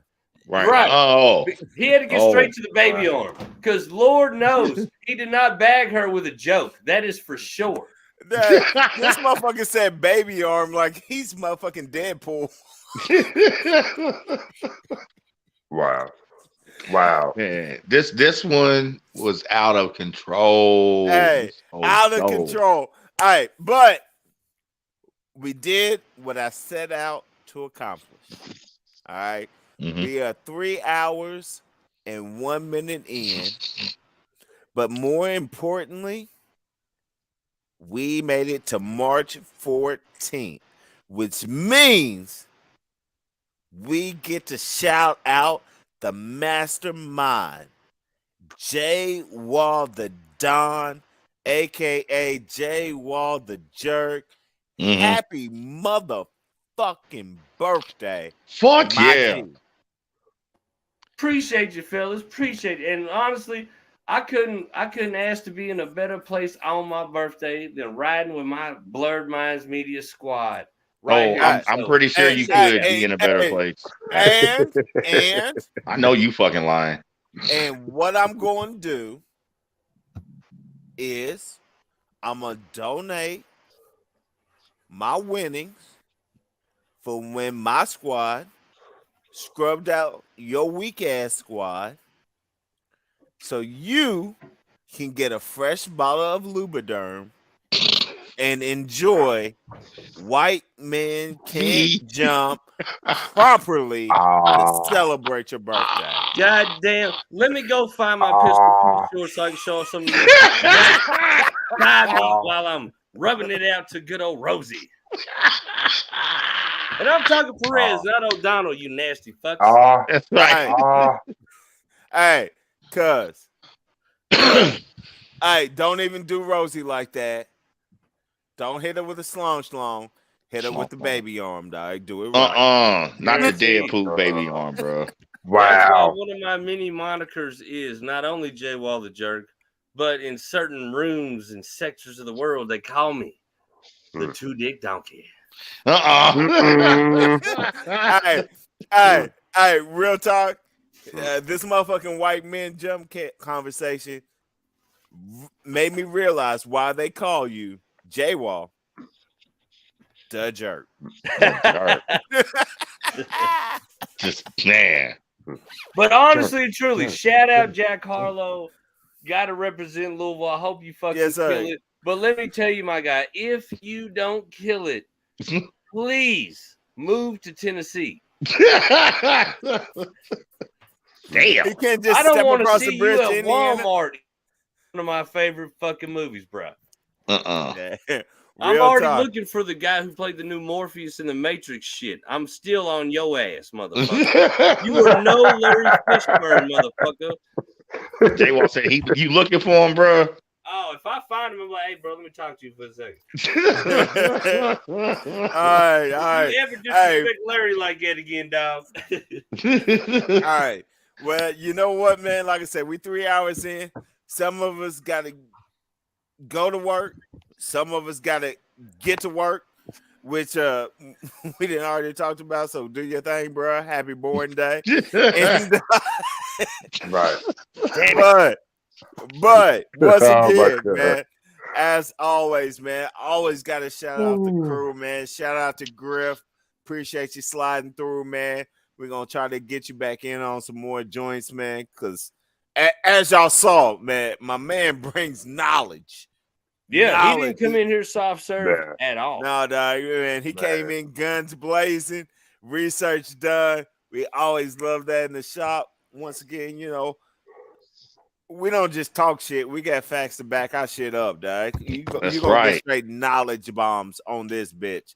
So shout out to Griff. Appreciate you sliding through. Shout out to KD reintroducing himself, sliding back on through, man. I see you repping that Buck shit. I see you doing your Thug Thizzle, man. Represent your crew. Go ahead and talk to the people real quick and sign them out. Man, hey, sign them out. 2 flats and 4 stacks. The real KD out in the building. Yes, sir. Yes, sir. Yes, sir, man. Yes, sir, man. Appreciate you sliding through and kicking it with the boys. Make sure you slide back through next week so we can recap and rehash, see whose brackets looked a little bit better, man. I always appreciate the knowledge base. You know what I'm saying? I'm a guard, so it's always nice to listen to my big men, even though when I don't like what you say, I'll just freeze your ass out. Damn.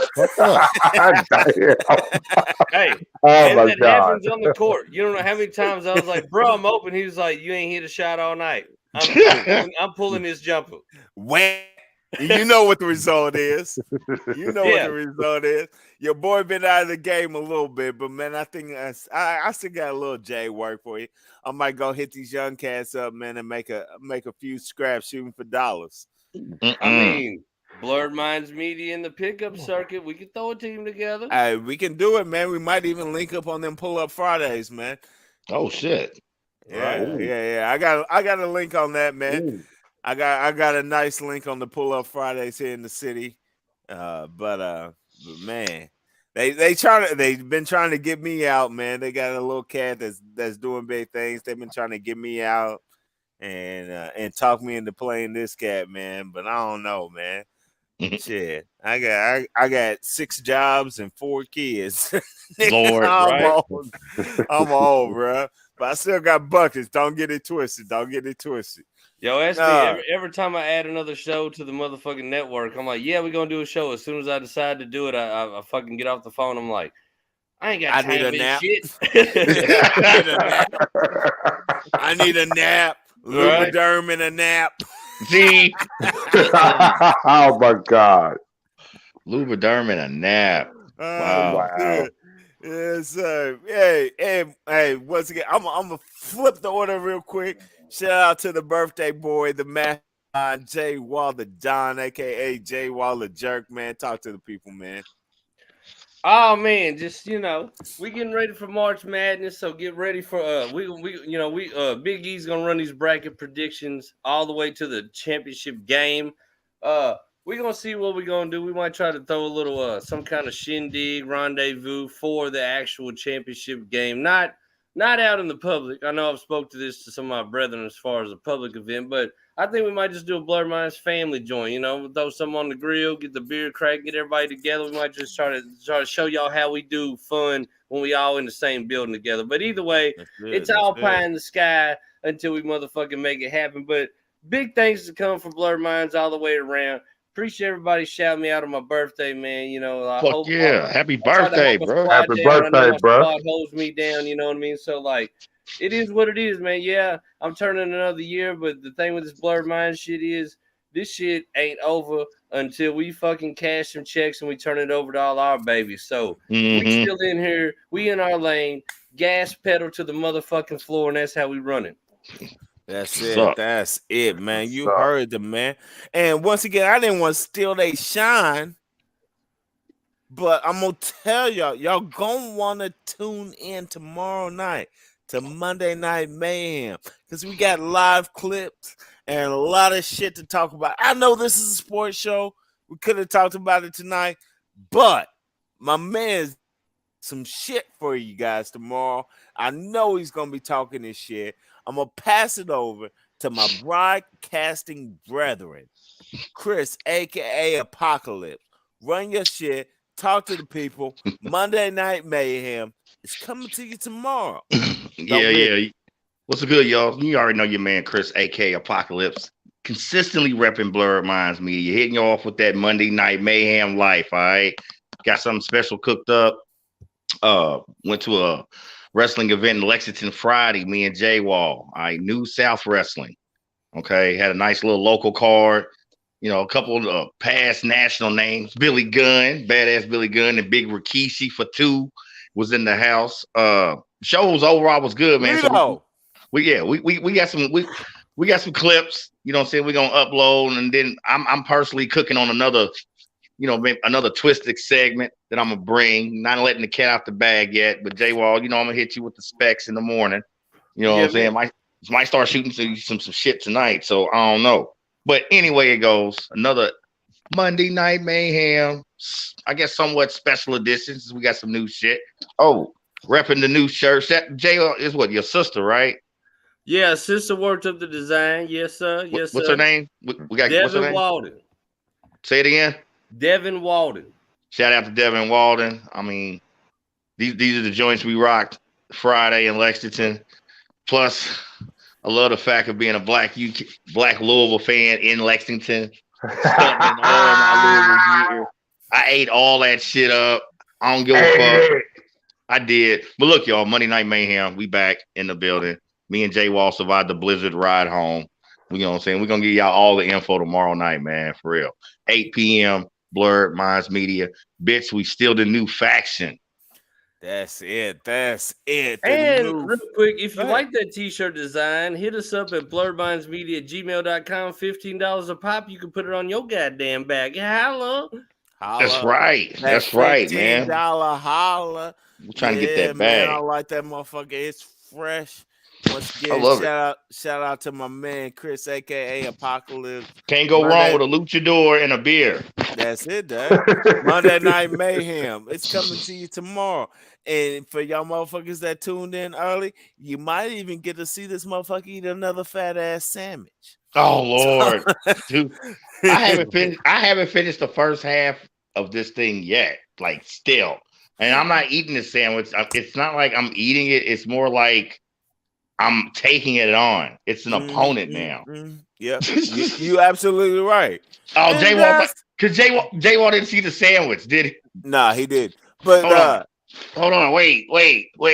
Jay Wall, next time you're down this way, bro, we got to eat at this spot. It's called the Post. Okay, it's literally right around the corner. Okay, I did eat half of it, but it took 2 hours of the show for me to do that. This is the half I still have left. Yeah, that's a man sandwich there. Yeah, well, I did a post on Facebook right before we went on there. It's not a sandwich. This is a sandwich. Oh yeah, that's a sandwich all day, dude. It's an Italian sub. It's got Ginona salami, pepperoni, thick portions of ham. You know what I'm saying? They melt it with like provolone cheese. But this is the half.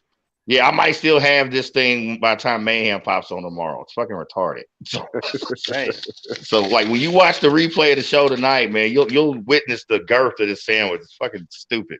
And that'll Right. let you know that AP's Hey. got a lot more restraint than I do, because if I smoked a bowl and I had that half sandwich, I would have no more half sandwich.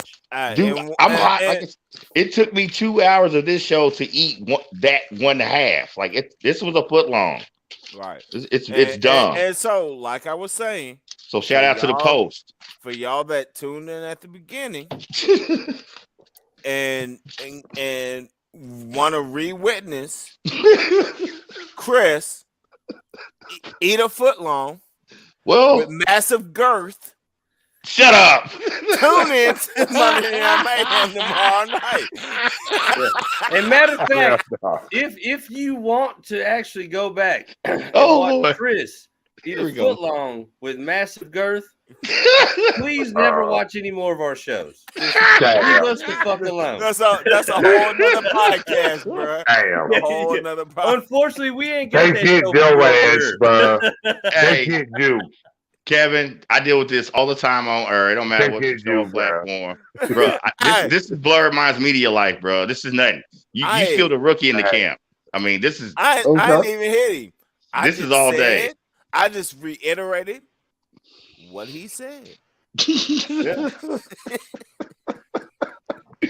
I swear, man, for real, that's Blurred Minds Media life for y'all motherfucking asses, bro. All I heard was he said I had to put my 2 hands on that foot long and take it and open wide. I was like, well, Lord, it took him 2 hours. Oh my God. I swear, bro. Family and show. it took him 2 hours, and he didn't get all the way through with it. You know what? Wow. J Wall with the shit you just said tonight. You the last motherfucker to be trying to lecture motherfucker talking about it's a family show, all right? So But the funny thing was, that's why I said it, because I was like, if you ever heard me open my mouth, you know damn good and well my kid been asleep. Right. Real quick, I don't care, man. One more shout out to my man Leaky Black. I don't care. Greatest name in college basketball. Real talk. I mean, it kind of is. It just is. I fuck with that. I fuck with that. For real. Yeah, man. Hey, man. Appreciate everybody for sliding through, kicking it with your boy Big E in the shop. Once again, we had some things we didn't get to, but man, hey, this was a fantastic show. Shout out to all my co-hosts. Shout out to all my call-ins. Shout out to my fam. And more, hey, there's some clips in this bitch tonight. There's some clips. Man. But we gotta get back to work on some clips of the week between all the shows, bro. For real. Hey, but as with all good things, they have to come to an end. And for right now, it's your boy Big E saying the shop's closed. We gone.